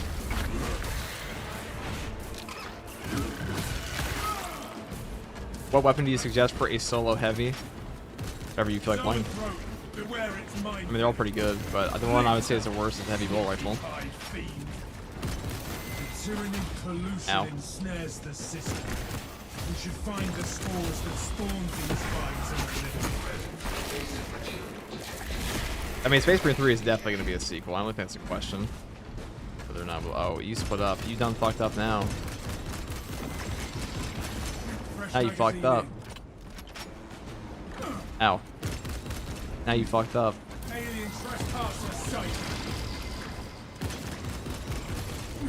Xenos sight are outmatched by Codex tactics. We are eliminating the matter at its source, brothers.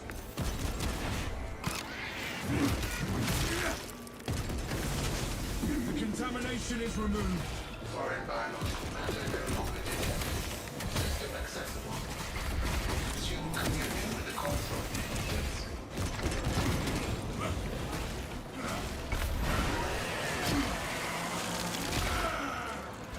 They'll definitely focus on 500 rolls as the overall umbrella. Oh yeah, in Space Marine 3, definitely. I think that's the whole point of the 500 rolls thing, is they're trying to sell models and sell their new video game simultaneously, so they combine Titus and the game together for tabletop, which is pretty smart.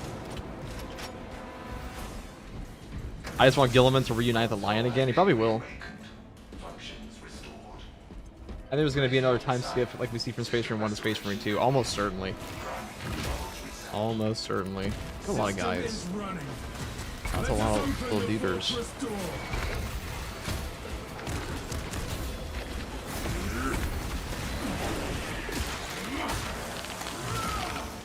Pathetic tyranny. Where I want to go. Shock grenade.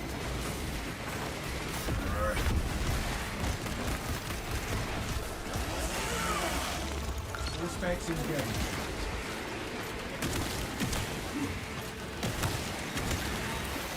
System is running. Let us open the fortress door.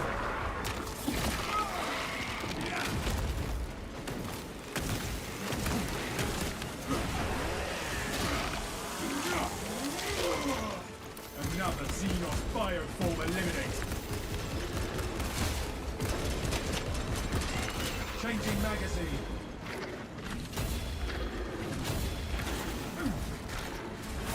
I'm okay with the game gives me no secondary. Thank you. System is running. All of X2's gone, hate to see it. They're all low HP now, so easy for us to clear up.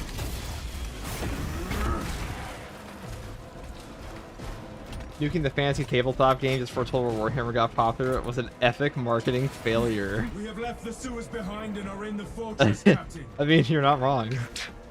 Total War Warhammer, the old world, is probably more popular than Age of Sigmar will ever be, just because of Total War Warhammer. Hello, hello. Fast question for everyone who can answer. How is the squad renewal perk supposed to work? I read it's individual in other places. I read it's for one random player in the squad, and I'm getting lost. Thank you. Squad renewal? I mean, squad renewal is just the 10%. The team perk. Works for everybody. Controversial take. I think the Dark Angels are mid. It is a controversial take. A very controversial take, Desert Boy. Incredibly controversial. Yeah, Age of Sigmar. I mean, Age of Sigmar is a better game in terms of like tabletop rule set than 40k is, but 40k has way cooler models and a way cooler setting. Not even close. Oh shit.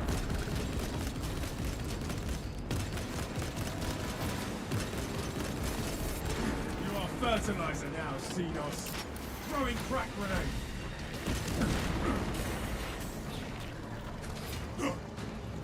Alright, thank you. I was just out of range with that. I should have not been so foolish with that. That's okay.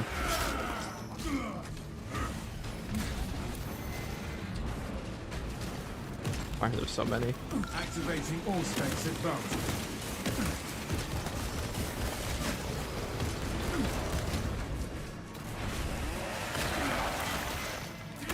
I was kind of hoping you'd walk into that. That's okay though. Getting rid of these guys is more important, to be honest. Location mark. Alright, see if we can't get out of here first.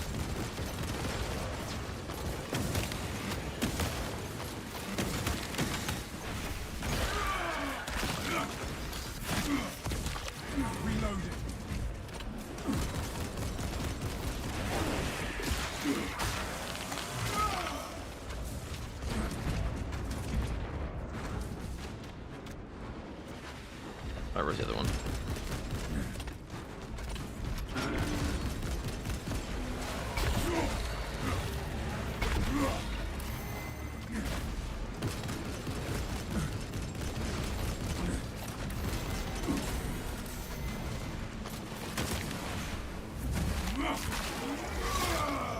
Okay, well, a lot easier now.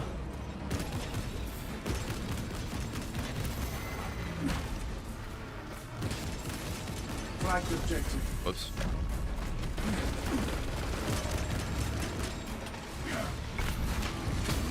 Fresh magazine in.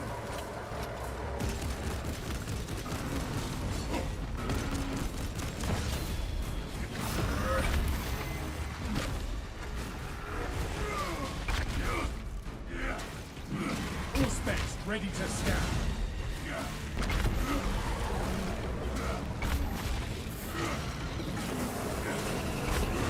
Right, now, before he goes in a rage...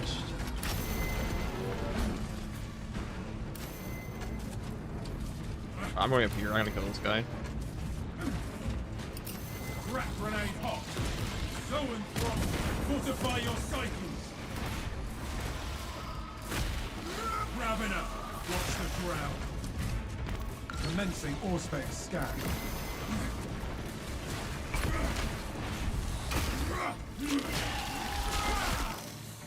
Borrowing Ravener filth.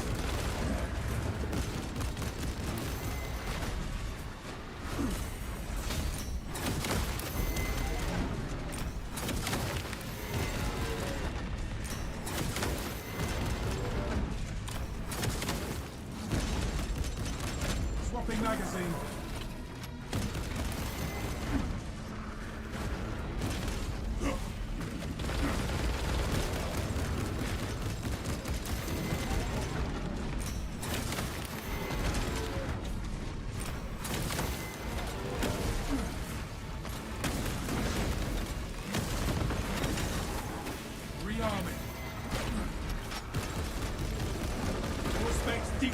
Dreadnought. Yeah. We broke the Xenos onslaught. Right, there we go. The cape is a perfect cherry on top of the new model, and the new model looks great. Ammunition cache here. That's probably the hardest part of that one. Can't wait for Saber to say we can't have Fur Cloak because of Games Workshop can issue if someone asks for it. I mean, Fur Cloak for a Space Wolf would be amazing. I thought that's what the Space Wolves are seriously missing in Space Marine 2 is like their proper fur cloaks. That's kind of what they're known for. Besides like all the Dumb Wolf stuff. Dumbledari would be cool.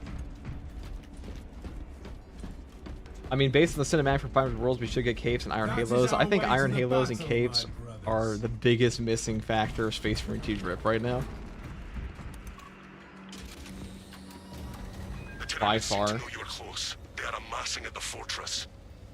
Then we will eliminate No. all of them.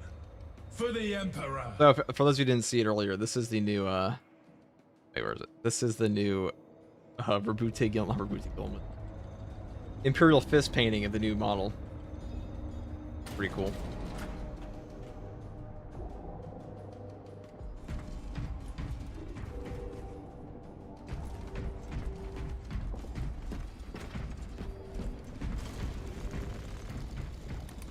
Does Bullwark still get a headshot multiplier increase at close range of the Bull Carbine? No. That's what I know of. Do you think Space Marine 3 will get capes? Space Marine 2 will get capes and Iron Halos? Maybe. I hope so. I mean, it technically has Iron Halos and capes. It's just not on all the classes.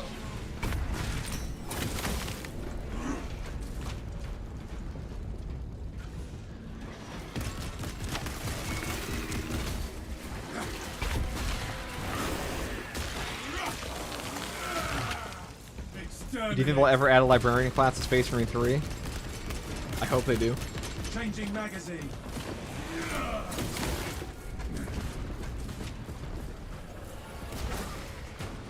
Eliminate the tyranny biowar.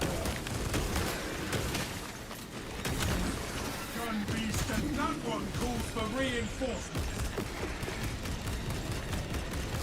Reloading. Specs tagged the zone throat.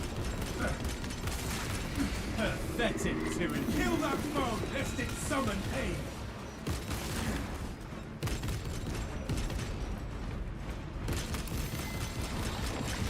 Swapping magazine. The hive mind reels from the zone throat. We need older marks of armor in Space Marine 2 on Mark 3 and Mark 4. I mean, they'll probably get those eventually with champion packs.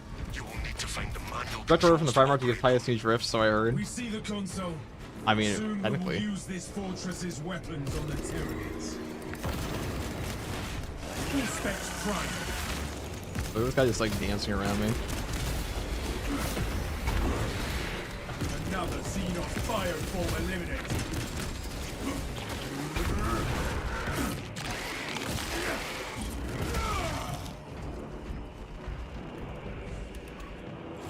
Defensive cannons active. Targeting system. Ah, yes, the Bob the Builder chapter. Which one? What the fuck? My attack may have failed, but the battle is still ours. Will it relay my target? Show the Tyranids no It definitely didn't last time. Tyrannid aims for us. That would be Back away from its toxic expulsions. Press the attack. Do not let them recover, brothers. Defense cannons depleted. Engage auxiliary generators to resume. After you see the person 3D printing a life-size Primarch? No, I did not. I had not seen that. That sounds pretty cool though. A life-size Primarch. Well, you know, we can't get the Death Star in life. Like we can't get a life-size Lego Death Star, so like naturally we have to get the life-size Primarch. At least one of those is actually doable. Terminator class would be better. It appeals to more players. I think Librarian would appeal to more players than Terminator, to be honest. I think people would love a Librarian in this game. We already have like 6 classes in this game that shoot shit to some degree. Cannons ready for the Imperium. Take cover. Prevent system no longer detected. Engage console. Can Dorn fix it? No, he can't. Fortress and service now. Not missing the hand, he can't. That's true. The Imperial Fists are the Bob the Builder chapter. It's in the overalls. You know, there is one Iron Lord Successor chapter that's like well known for having like a trousers paint job. Cannons ready. So they're wearing pants. The Tyranid aims for us. Away from its filth, brothers.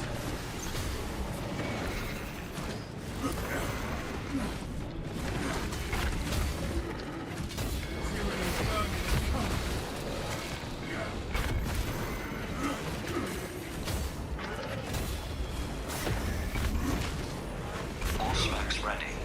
Aim with sidearm. Complete attack. Of course they both go in rage. Okay. And they get the full heal, so all that work is done. I'm trying to kill both bags after eating, but what you can do. Do not let its waste poison you.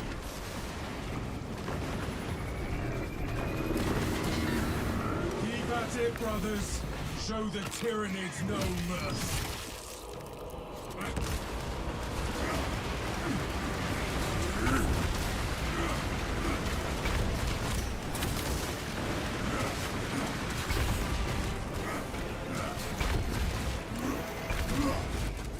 Oh.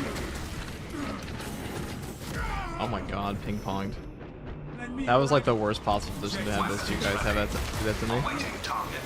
Losing your gun at the end, unfortunately, here does kind of suck. Sidearm to commence attack.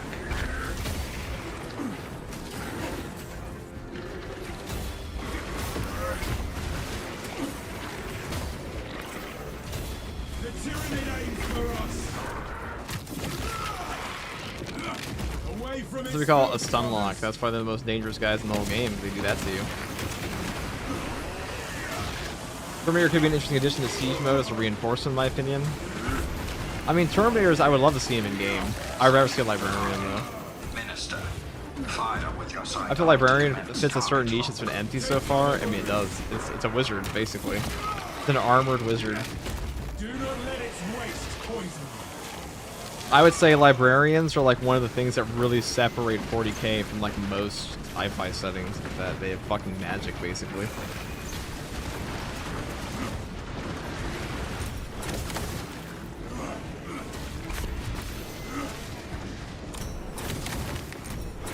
Waiting for fire command.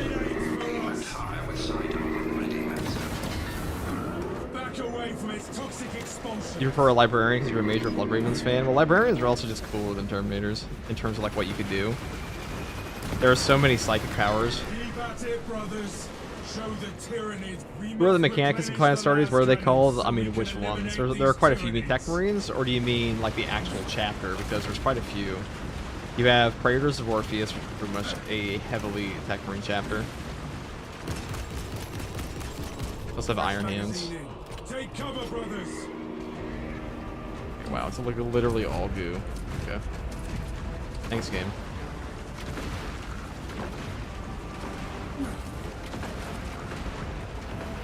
Rouse the last cannons and keep fighting, brothers. Like the one, the digital short from Amazon. I mean, were those Ultramarines in there? Or which ones are we talking about? Generator is active. Jedi Astartes are indeed cool. Not mean, James. Fire at the Tyranids. Fortress control has been disrupted. Re-establish server skull and system communication.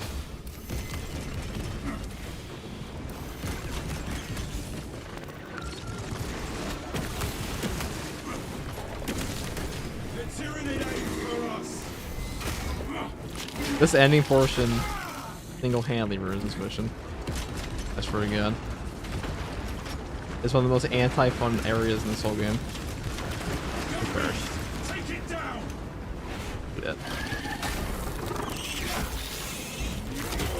Yeah, there is different types of bolter ammo and more. That is true. Get down, Mr. President Ravner, pretty much. A lot of body blocking that happens in this game. Has been established. All specs connected.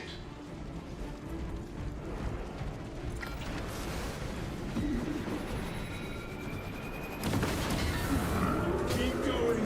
We can finish. Take cover, brothers. from its filth, brothers. Deep scan ready.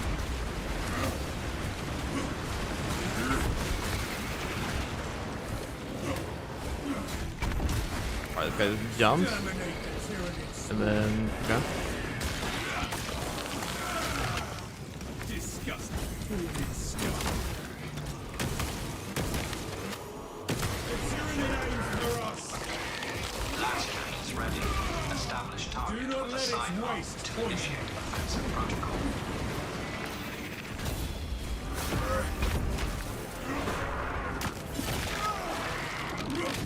Alright, so if I want to get rid of this, the best way to do that would be walking all the way up here. Brothers. Back away from its toxic expulsions.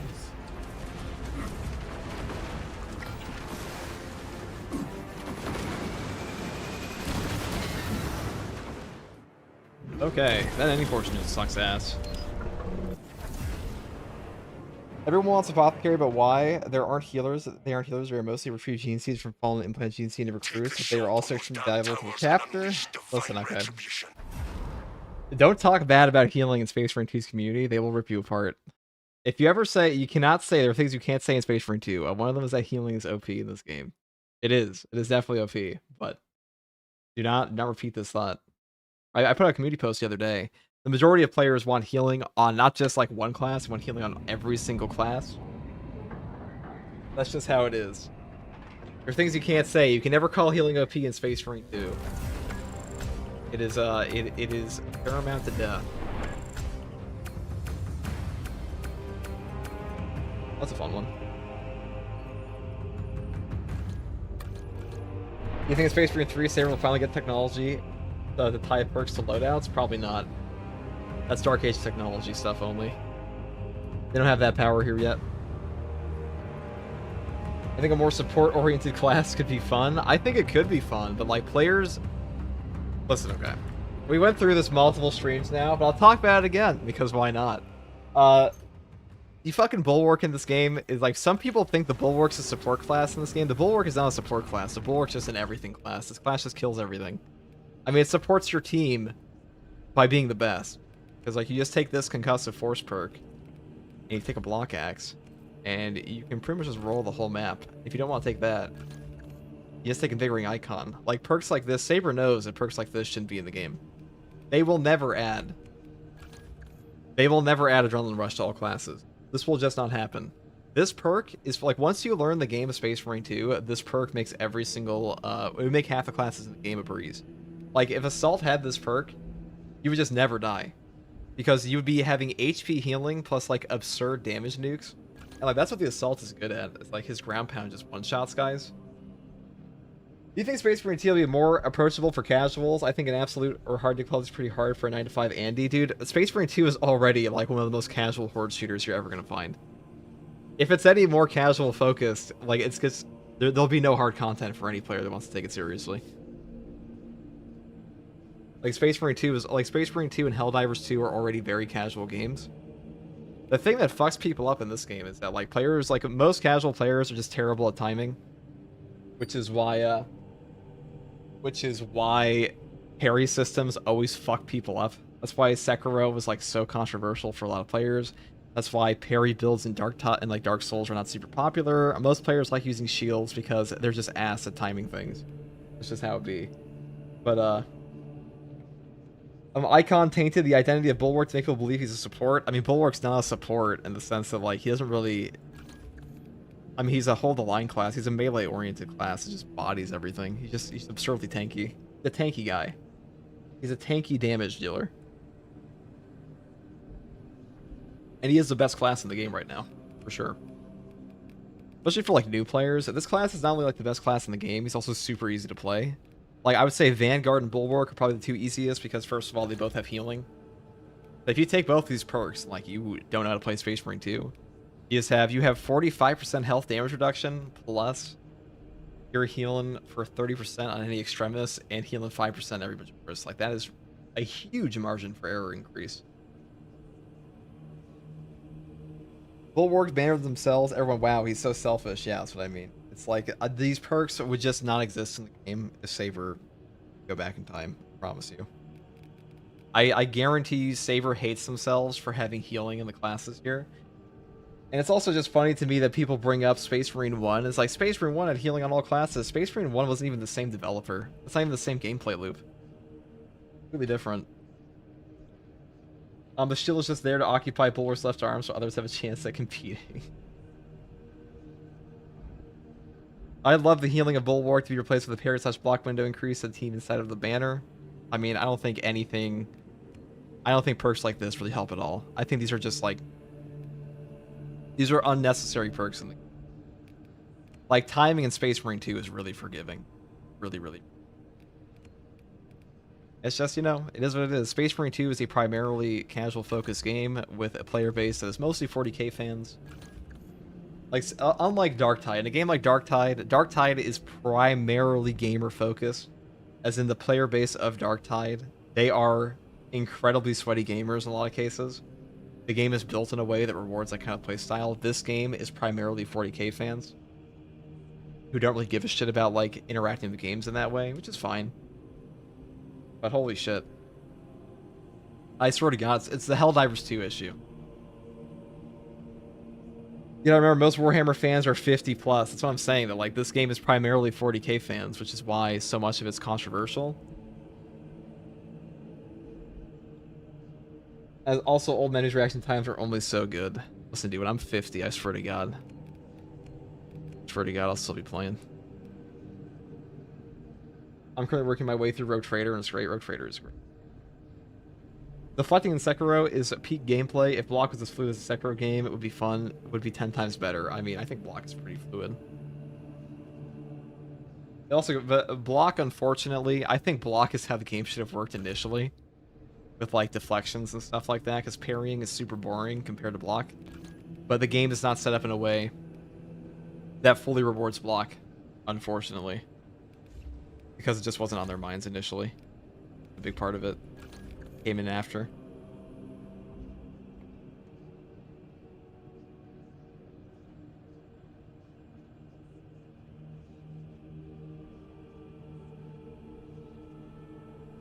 Let's see. Listen, guys, you want to get yourselves run off the internet or like get dissertations types of you, just say Bulwark should no longer have invigorating icons. Say this perk is OP, say that he should no longer have it, and say this perk is for bad players. And that's how you get downvoted on Reddit instantaneously. That's all you have to do. These are the most controversial opinion you can have in Space Marine 2 is saying that healing is OP. Or the game is easy. Space Marine 2 is filled with unks. I know, dude. I'm one of them. Not actually, though. But Castellans of the Rift? We could play Castellans of the Rift. I'm gonna get water first, though. Then we'll play that. Bulwark should no longer have an invigorating icon. Yeah, okay, fair on Reddit. They'll just ban you. The game is easy, though. I mean, depends who you ask.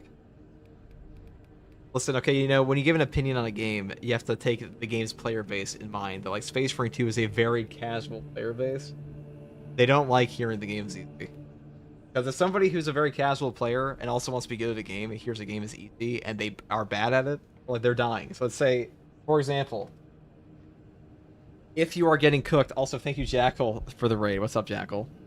You're currently playing Space Marine 2 again. Let's say, for example, if you are playing a video game and you are getting shit on and you're like, ah, dude, I must be good at games. So why am I getting shit on in this game? It must be the game's fault. And then somebody else comes in and says, oh, actually the game is easy. Well, if you don't want to be someone who's like, oh, I'm bad at games, you're going to be pissed off by that comp.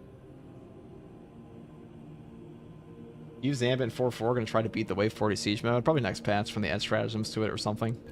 The Siege mode still has that stupid N7 error. And to be honest, I just don't even give a shit to play Siege mode right now. It's boring. It's also like not even a popular mode in the game anymore. Nobody gives a fuck.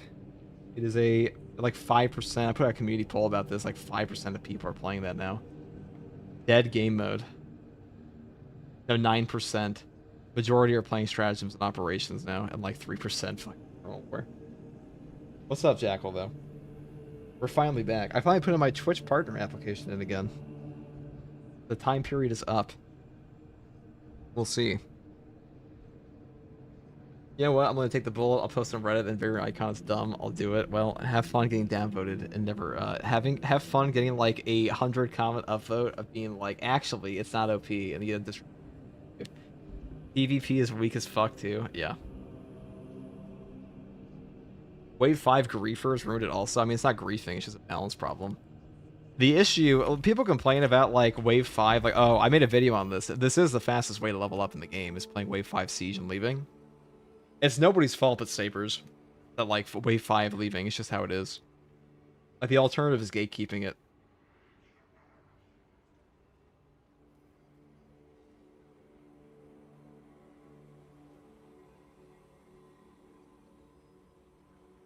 The Zoomers all playing Arc Raiders or some shit.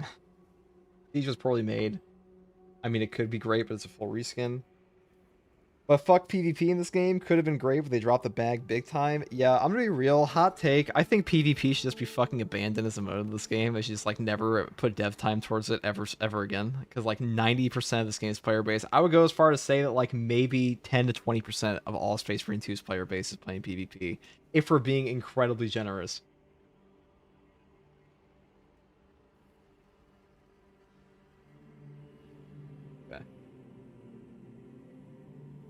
They tried to have everything in Space Marine 2 to please everyone, PvE, PvP, and game just suffered because of it. True, like PvP should just never been in this game. Hot take. It's a pointless mode. The dead mode too. Very dead. Either give a dedicated Space Marine PvP game or put them up. Just like, you know what I mean. Okay. Is it even a hot take to say PvP in this game sucks? I don't think it is. If it is, it's only a hot take to like 5 people. I wouldn't say it's dead. I get games every day. I mean, yeah, I can also get games every day in like Injustice Gods Among Us 1. Doesn't mean it's not a dead game. Pretty dead mode. I know it goes against the lore, but Chaos Skins slap and should be accessible in operations. They're never going to do that. Unfortunately, Games Workshop said no. Unfortunately. I'm going to grab water. I'll be right back.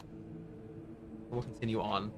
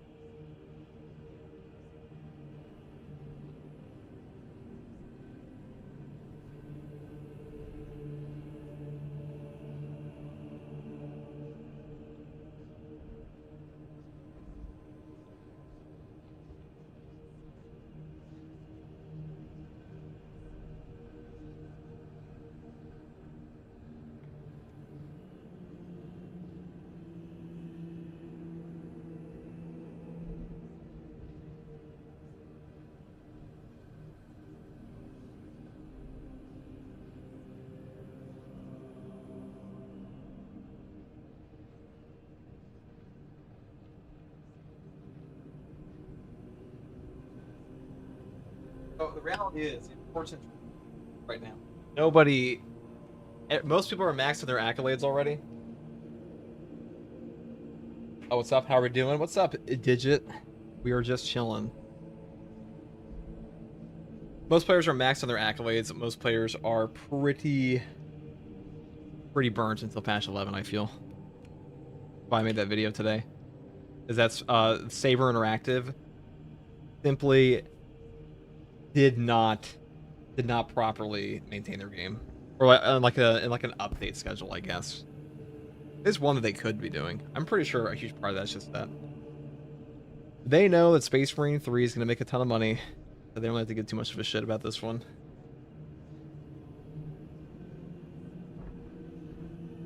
Okay. What are we playing next? Assault? Block Axe, maybe? Heavy? I'm just waiting for patch 11. I'll play that new Block Axe Assault. We shall see.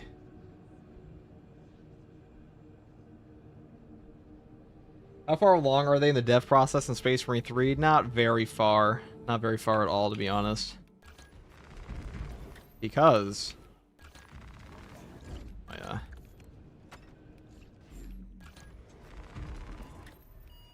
I'm pretty sure it is pre-production, yeah.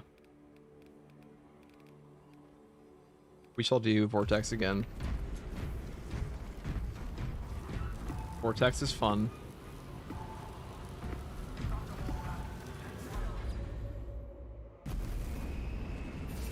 First time being in here, however, I recently been following your Warhammer vids, so yeah, nice to get to catch you live. Cheers. Hey, thanks, Digit. Which one did you see? The Rogue Trader one? I am to be moving more into tabletop content because now Titus is on the miniature table. And also now that I'm friends with a bunch of people that love the tabletop,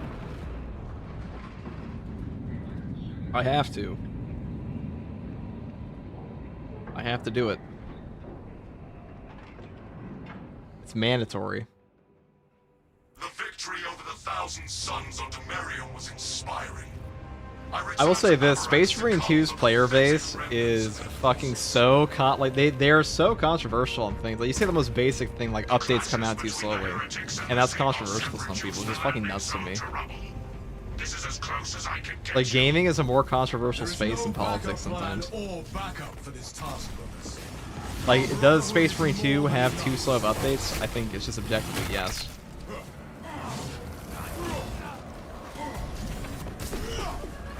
Great question.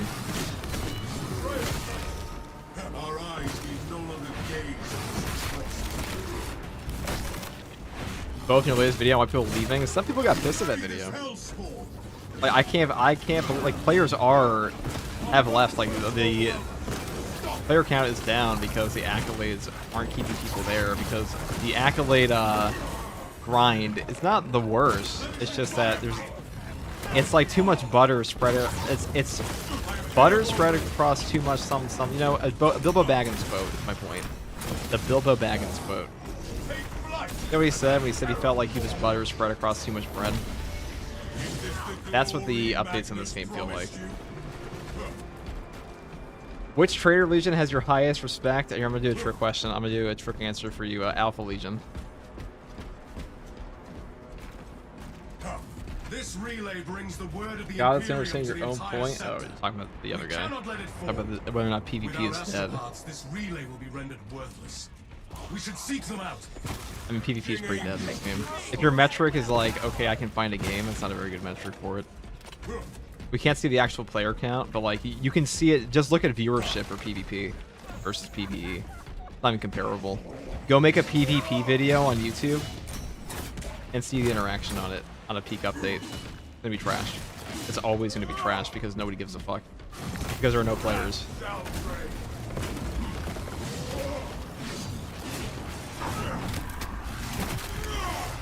Yeah, about PvP being dead while I was in a PvP match. I mean, it is dead. There's a reason there are like 0 PvP content creators for this game, because nobody fucking plays it.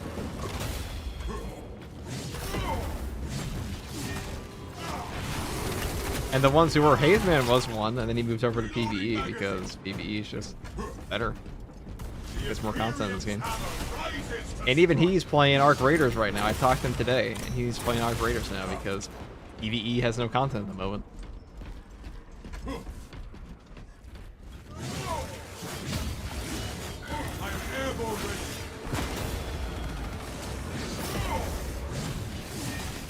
I'm excited for Bolt Gun 2. I'm pretty excited for Bolt Gun 2.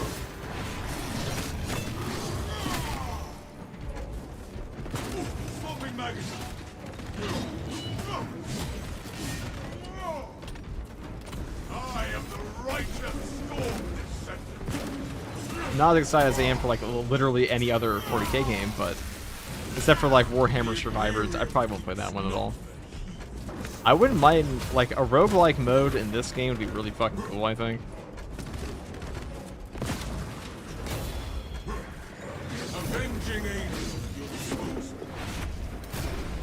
I kind of wish they didn't add PvP and focus more on PvE. It's super neglected. It's basically the same since launch, except for Chaos Cosmetics. Yeah, I mean, true. That's what I'm saying. Like, here my hottest take on PvP is they should just not even develop it anymore. Bang.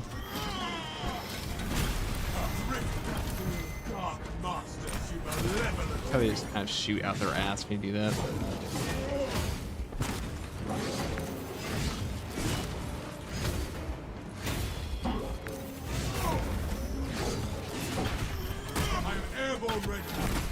This game launched with 2 little melee weapons. Well, it only has 1 more, so I'd say we aren't doing. I mean, too few melee weapons is definitely true. Like only 4 melee weapons is pretty low for a primarily melee game. But part of that's because the animations are way harder to make for this stuff. Brothers, together we go.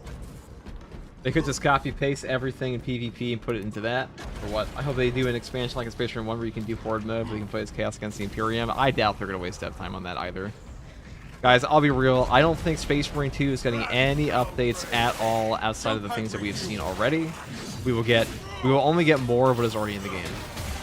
Like, so do not expect new factions, do not expect chaos operations, do not expect anything that requires significant dev time for voice lines, brand new armor sets and stuff like that outside DLCs.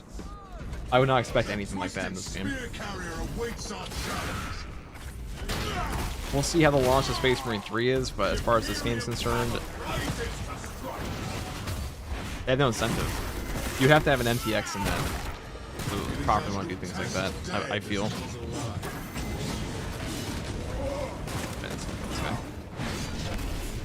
Yeah, but a man can dream. I mean, I think we'll get another class after Tech Marine. I think we will get that. The Space Marine 2 skins to pay for Space Marine 3 development? Quite possibly. This game launched with, did they add a patch 11 update to console yet? No. This relay is defiled by sorcery. Comes out end of November.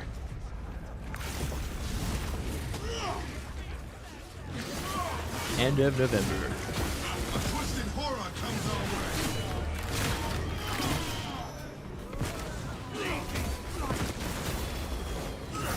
FTG will do a new enemy tier list video. I mean, maybe with the link primes and stuff like that, I will. But right now, I don't think Chaos Spawn are enough. Nothing's changed that much outside of Chaos Spawn.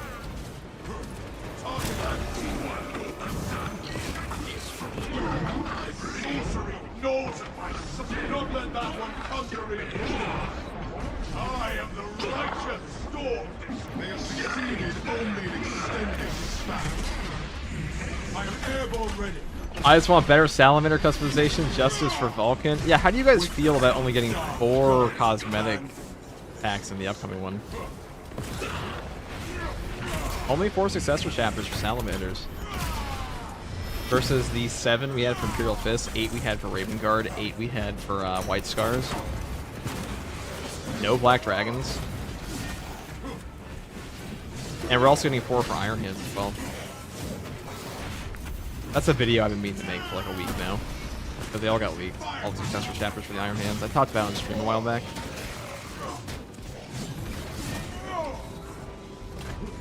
Avenging Angel, your disposal.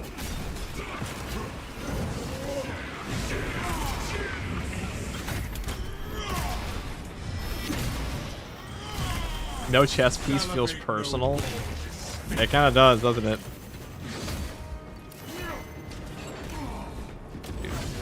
Dude, that combo, okay, that right there, that is why people fucking hate Chaos. Is that dude just one taps you, immediately goes into an unblockable, and then teleports away.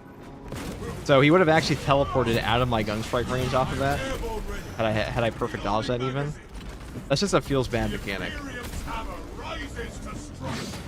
The teleportation is just fucking stupid for a game that has animation locks. There's no tell on the teleportation, guys. They just do it. I think they only have 4 official successors. That is why. I mean, that's partially true for the. That's true for the salamanders. Definitely not the Iron Hands. Iron Hands are also getting 4, and Iron Hands have way more than 4 success. They have 9, as far as I know. I'm just happy I got my Sons of the Phoenix.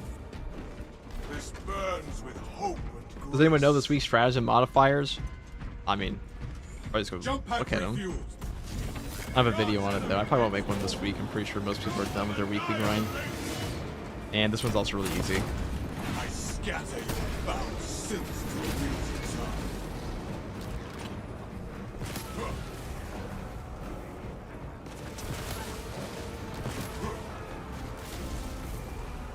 Reloading magazine. Thing.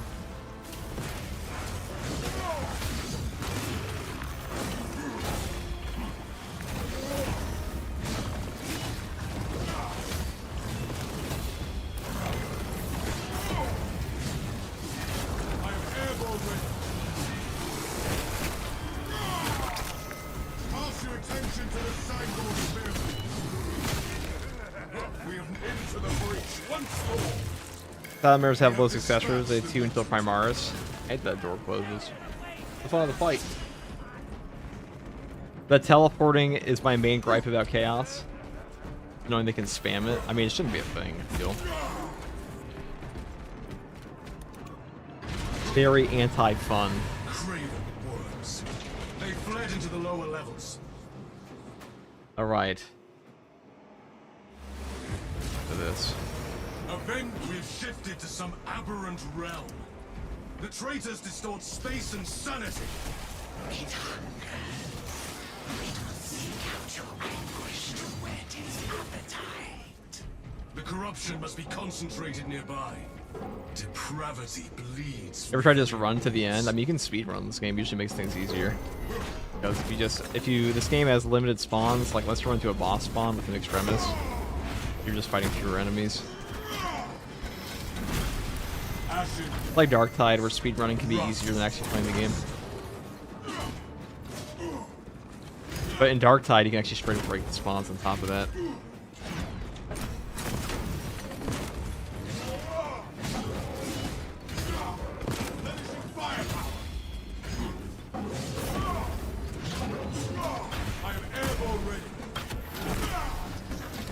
SCG said stop stealing his footage. No. I don't think we will. Yeah, Chaos feels very poorly designed, so much range focus and teleports and shitty telegraph and blockable attacks. True. It's gotten better with Chaos Spawn. That astropath no longer serves the Imperium. We must eliminate it. I mean, I know a lot of people don't like Chaos Spawn in this game, but a lot of that's because people are bad at fighting them. I'm gonna be honest. But Chaos Spawn are a much needed addition to Chaos. Rubric Marines are way worse. A Rubric Marine will actually just teleport away from you and fuck over your entire combo loop. Makes you answer more questions. When is Patch 11 coming out? Or are the Iron Hand sub-chapters coming out? Is the Power Fist still OP? Power Fist is still OP. Block Axe is better, I think, in next patch. I mean, it's already better now in some ways. The Thousand Suns wield our former astropath as some foul puppet. Let us release the astropath from this blasphemy. Thousand Suns warding protects the astropath. That timing got me fucked up on spawns. It's not really any different than a warrior in a lot of cases. They just have multiple variants as a thing. A malformed abomination comes towards us. The abomination is no more. The survivor calls for ill-begotten. Lost. We invoke disciples of chaos. All these for chaos spawn is pattern recognition and parry control. I see everything ranged is way worse. Yep. Ranged enemies are still way worse in this game than chaos spawn are. I think chaos spawn is a testament to how bad this game's player base is at parrying. Which is why they're so controversial to people.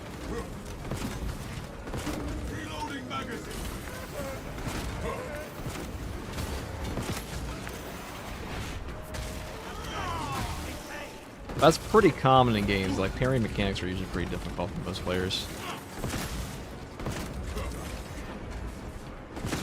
Avenging angel will expose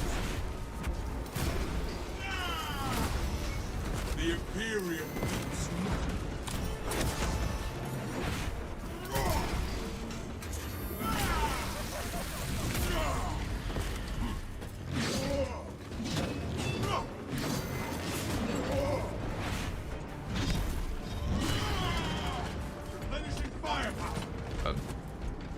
These stupid guys. I see he teleports into an unblockable in my animation. Like, come on.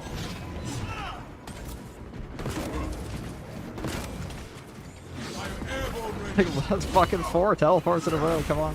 Was it 3? Can't count.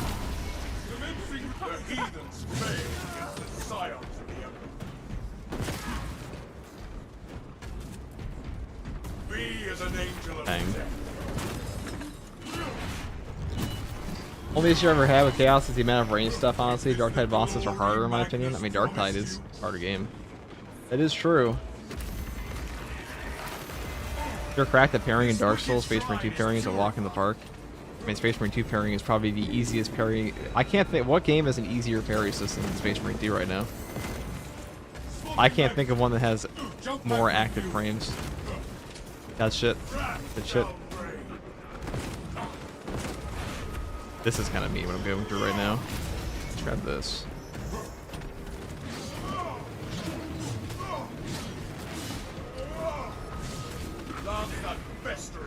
Purge that heretical monument!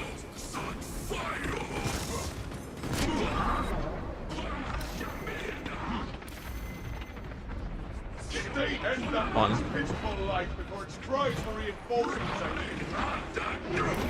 Our foe has called for aid. Reloading. Avenging angel, you expose them. Let that flame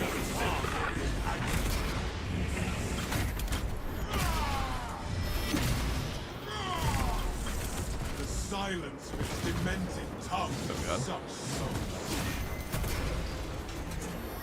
Ghost of Tsushima is pretty easy for parrying. That makes sense. Ghost of Tsushima is pretty listen, okay, for a games journalist to give a game a top tier rating, it has to be easy to parry, because otherwise they can't get through it. Actually, I take it back, because Sekiro got Game of the Year somehow. Jump pack refuel. Send Guilliman's regards to Craven Magnus. The Scarab account were naught but silted whistles.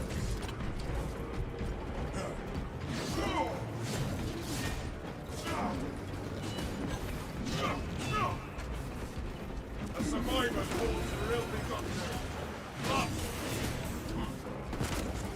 If more to come, then they too will be purged. I was watching your why players playing the video and wanted to mention your stream title, so next enemies will most likely be Necrons. Yes, they are. They will most likely be Necrons. We don't know for sure, but given the box set has Necrons as like the other enemy they're fighting, on top of the fact, I wouldn't be surprised if you get like a new Necron model next week revealed, and it says like in the flavor text, Captain Acheran, you know, got shit on by this Necron. This is, see, this is super fun. One engaging mechanic. My gameplay is so engaged right now. Alright, let's go in. Grab this guy.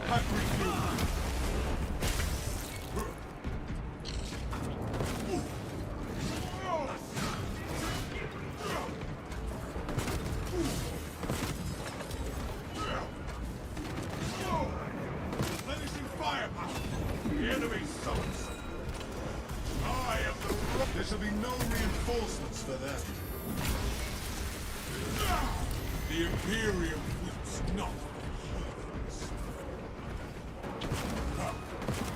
Alright, I'm just gonna go and do this altar while I can. Our foes pursue overwhelmed. Stop!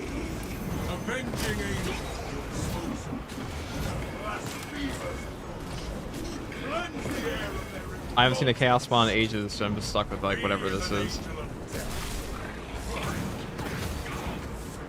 Target that demon.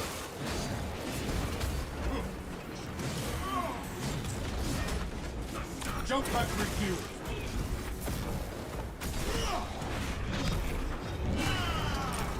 Is this the glory Magnus promised? The corruption must not be allowed to fester.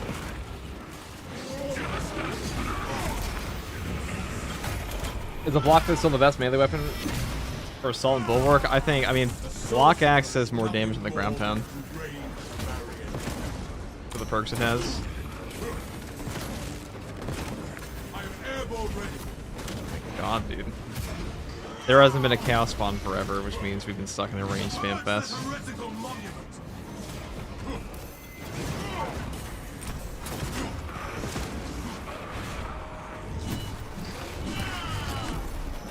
I scatter your foul silt to the winds of God. The block power axe next patch I think is better though.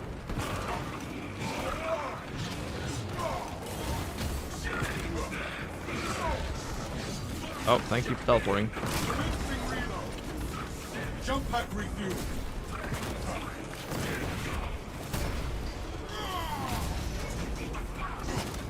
I think we're going to rage. There's genuinely nothing you can do with this guy now except block him and dodge him. Because you cannot commit to anything versus these guys right now. Not with this many range spam, this much range spam going on. You just gotta sit there and do your little lunge attack or shoot him. Because to overcommit there is just instant death. Get this low HP.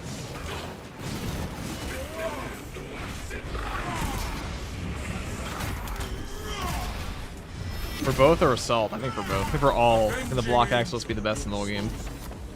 It'll have power stance next patch. Already the best for things like shield bash bulwark anyways. Patch 11 block axe is gonna be so nice. I think it's just the best weapon in the game. It's better in more scenarios than the power fist is. It's also just easier to use. It also doesn't have any charge up time. Power stance will hit multiple enemies. You get your armor back. It'll give you the bonus. It's like perfectly lined up for block charges. It's really good. Is this the glory Magnus promised you? People literally played Chaos and asked Saber to nerf range contested health recovery and buff melee contested health recovery because they don't know why they're dying. It's part of the reason. They don't realize that they're like, just because you get the CHP recovery in melee doesn't mean you start surviving Chaos. Because what a lot of people think is that, okay, I'm gonna swing the way players are dying is they swing their sword into these guys and they teleport and die instantly. They're like, oh, well if I got my CHP recovery off of that, surely I'd be okay. But no. I'm still gonna die.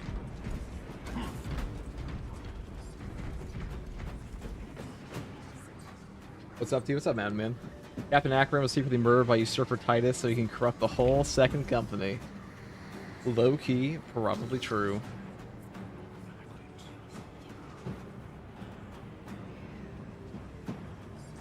A twisted horror comes our way. Probably not true though. I melt the bomb, take that. Oh yes, Chaos Spawn, where have you guys been? Where have these guys been the whole time?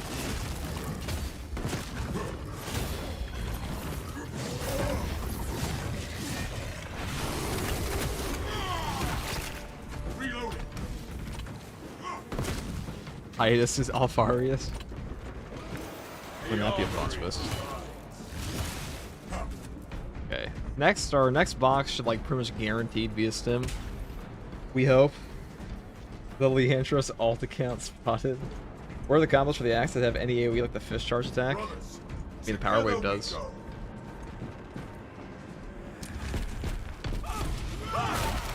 And they give up on the idea of CHP rework because we have no news about this rework for like 3 months. They said they were going to add it in the far, far future and have a PTS for it, to be fair. To be fair, they did say that. Our position has changed, but we must still advance. Alright, let's go up here. I love how boring Chaos gets. The moment you don't have Chaos Spawn anymore, Chaos just becomes a slog.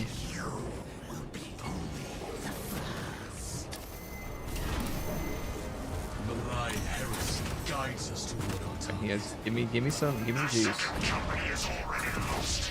We are its last pathetic gasp.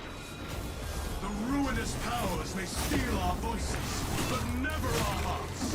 There's some of that, 'cause I actually want the, Brothers. I want Zangors.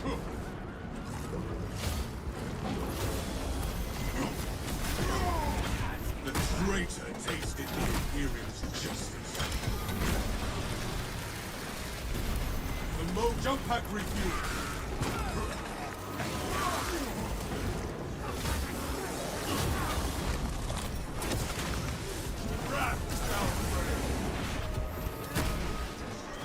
Avenging angel. Look how much easier that is when they're all like flying around 24/7 or teleporting. And people don't like Chaos Spawn. I am airborne ready. Alright, here's our It is as grotesque dead as it was alive. stim. I'm gonna be a little greedy with this though.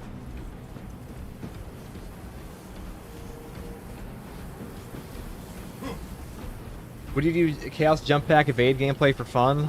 No. Not very fun. Also, it requires certain enemies to actually attack you in a certain way. Way better versus Tyranids. Things are plain.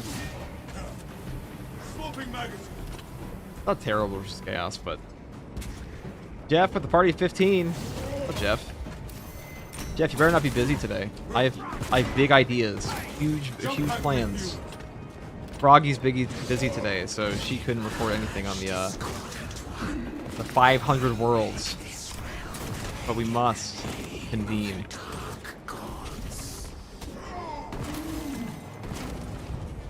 I got in for advancement. Big ideas, big thoughts. Dream big, think big. What do we say here? We were talking all about whether or not we brought up a lot of it on stream earlier, talking about the 500 world stuff. If Necrons will be in Space Marine 3, which I think they will be. Imperium weeps not. Yeah, just do it. I'm saying. Yo, what's up, Lunatic? Avenging My name's angel Jeff. at your Oh, yeah. disposal. I like Chaos Spawn. I want them to actually have headshot hitboxes. That's coming. If you're not, it's coming.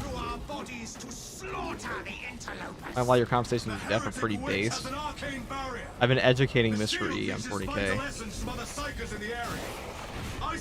He's down.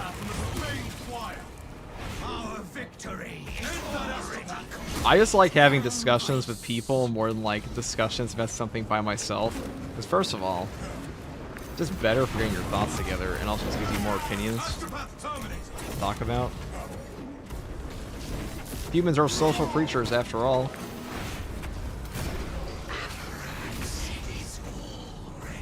My mind says Necrons, my heart wants Orcs. I mean, Necrons are in like the 500 Worlds box set.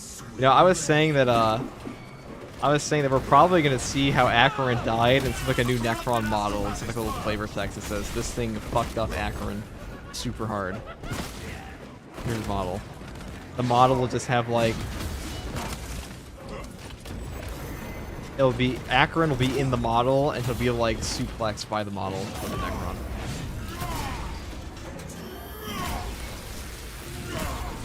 Is this the glory Magnus promised you? Avenging angel at your disposal. Jeff, how does it make you feel that the talk about the Apothecary was more controversial than talking about players quitting Space Marine 2? Which they are, rarely.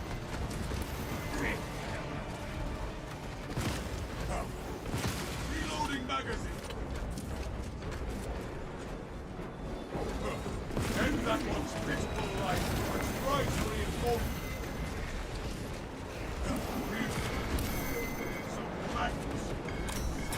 Show them the Emperor's might. Pass your attention to the signboard soon. Like a dirty elitist. Tell me, jump pack refuel. Extermination has come.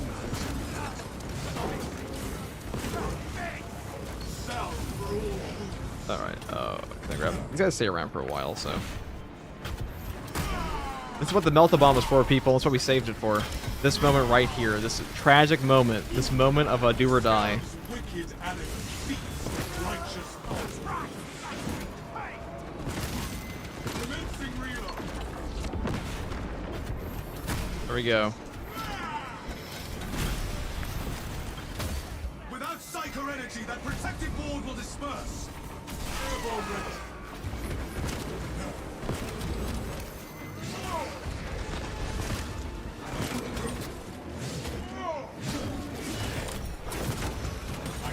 The demon worshippers withered against our tactics. Reloading.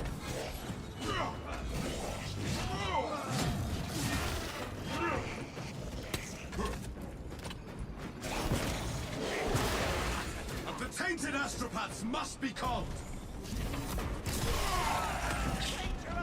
Alright, that was very annoying.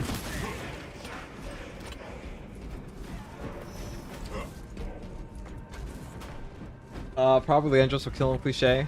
Well, no one cares if people quit as long as they keep their broken stuff. I mean, that's kind of true. Some people definitely do get pissed if you say that people are quitting the game, even when like the player numbers are objectively low. But I think most people, I feel like most people have a love-hate relationship with Space Marine 2. Like they love the game, they just don't like the content drops. I guess I can't shoot out of that. The fly swatter strat. Except the leader.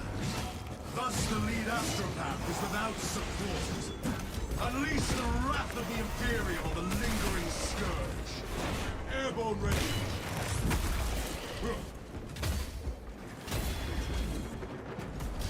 Bam.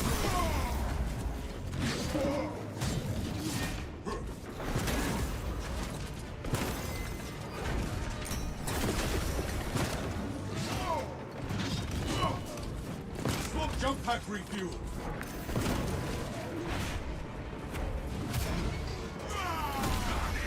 Send Guilliman's regards to Craven. There's so much shit this time around. Oh my god.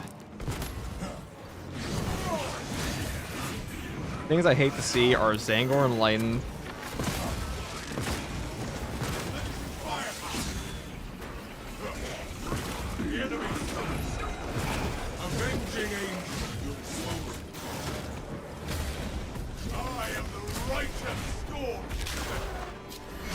Those guys will actually down you very quickly. Reloading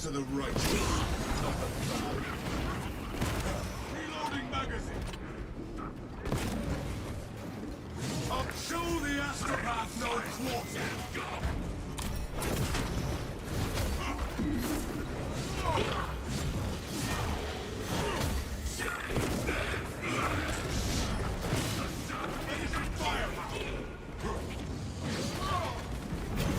I am airborne ready. Try to get food, have a good stream. Take it easy, Jeff.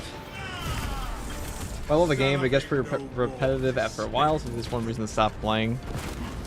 It just needs to, like, the content drops a little formulaic at this point, where it's like, alright, operation, one new thing, operation, one new thing.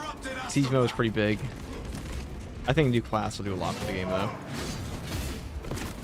Although, I think for tier 1 sub, it's BS you only afford 1,000 accolade points. Well, the reason for that is because they know that if you were able to hoard more, you'd probably quit playing sooner.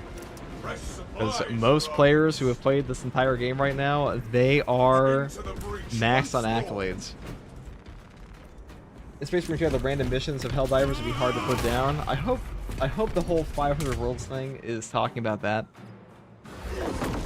That'd be really cool.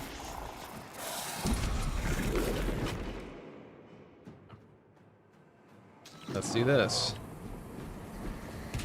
We will not suffer any encroachment from the war. Yeah, we need new melee weapons. I think if this game had like 2 or 3 more melee weapons, it would be hard to put down. Period. We must slay this hellspawn.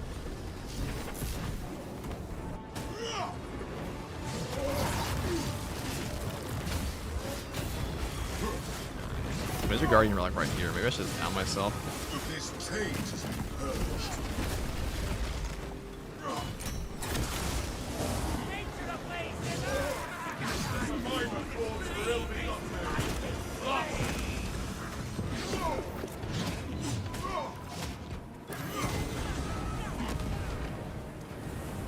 I mean, nah, that's not the way the game is meant to be played. Oh, never mind. That's exactly how the game is meant to be played. See it? I mean, I was gonna do that intentionally, but I did it on accident instead. This will sustain me in my darkest hour. What melee weapons do they add? So many. Heavy eviscerators, two-handed power swords, lightning claws. What else is there? Tons of stuff that I can't remember right now.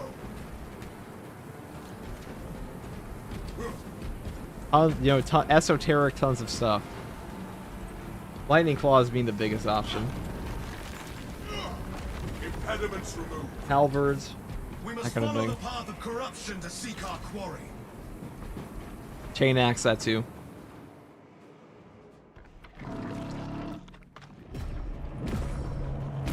May the Emperor damn this unholy abomination. Attack! We're actually in a pretty strong spot to survive here now. Press the assault! Unleash your wrath!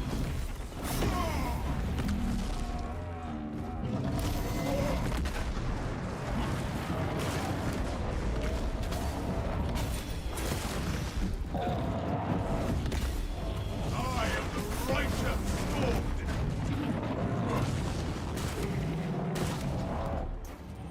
The demon beast is escaping! And the power lance, that too, Norman. It is forcing us further into corruption! Chain axe roll leaders. The This Wyander Imperial's 40k would be so graced this fire. place. Malevolence tears at our spirits, brothers. We must find a way out of this. Would lightning foul claws remove our place. secondary? I doubt The it. Emperor shines a beacon for us. Avenging angel, I am led to salvation. Now I shall I think have this that spawned beast's nothing over head. there.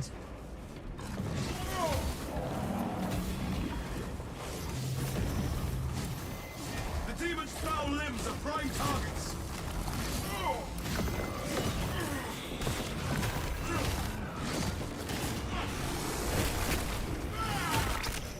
Our eyes need no longer gaze at this atrocity.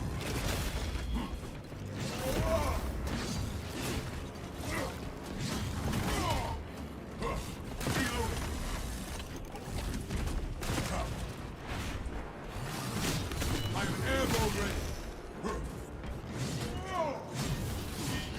God. The power axe is actually pretty good for Train your this. sights on those tentacles at once. It only takes like 3 of these. Like 4 of them.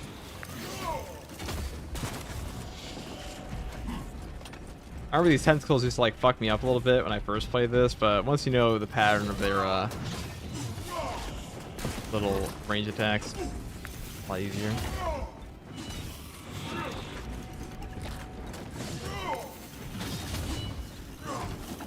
Swapping magazine. Alright, we'll grab this. Wounds of the Imperium.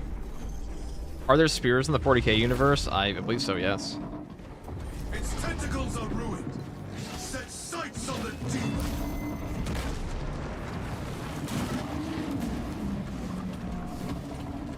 Now, next week, Hazeman and I are going to be playing some, we're going to do like a double Thunderhammer goofy thing or something. Just some like goofy games, because we're just waiting for patch 11 to be honest. He is playing Arc Raiders all week though. I'm dragging him off of it to go play this game. Play that would be great. Dual wield, the only viable option is singular lightning claw and mystical hand hammer. There's definitely ways they could do it.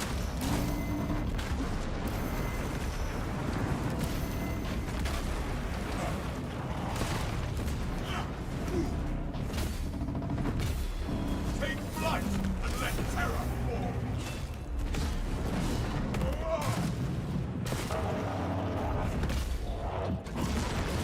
Reload.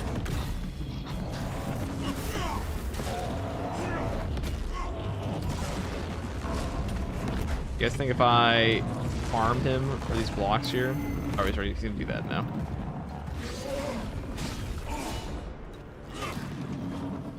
Oh, durable, yes. Brothers, the demonic beast shrouds itself in arcane armor. Will this grotesquerie never end? Stop those vile traitors from reviving the demon! Jump pack refuel. Me as an angel of death. We have nullified this corrupted being. Replenishing firepower. A twisted horror comes our way. I really don't care if this guy gets back up to HP. I just want to kill the Chaos Spawn. These are the ones that actually fuck you up. Avenging angel, your soul's wound. I am the righteous storm.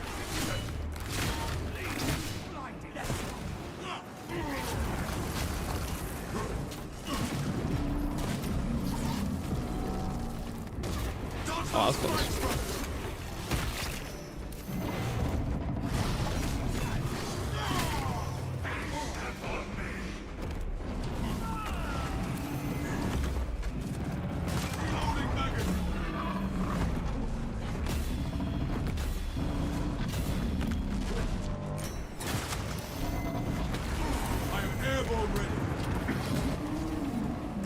Oh god.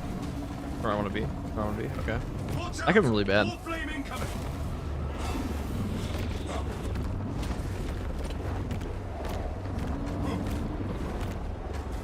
Risky business. It's funny, the first time I fought this boss, I was like, wow, this guy's hard. And then you fight him a few times, you're like, oh, I'm a ow. Walk back into that. Me, I will choke it.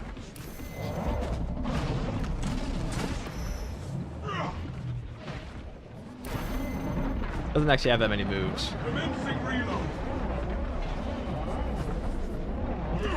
Jump pack refuel.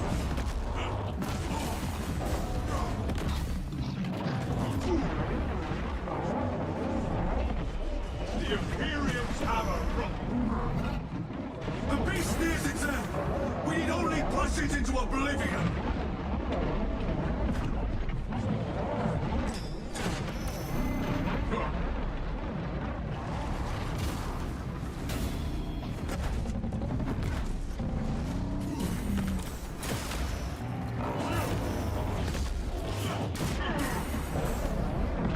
Sorcery gnaws at my soul.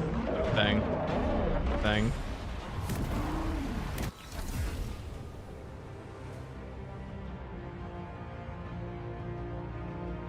I want to see a Primarch in game, but that's asking for too much. Space Marine 3 probably will. I mean, in the gameplay, probably never. But like in cutscenes and like set pieces, probably. Probably will see that.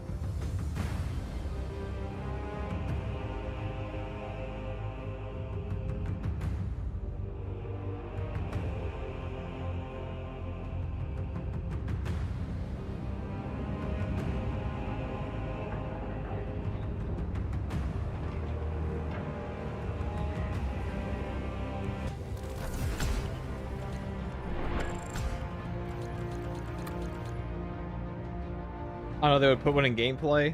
It would be pretty difficult. Alright.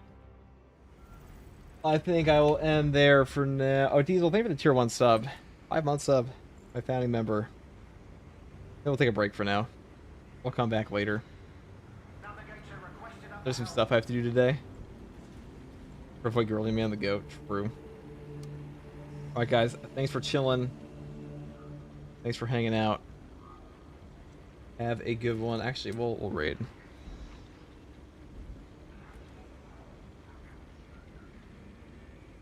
Go raid Gorbachev over on Arc Raiders.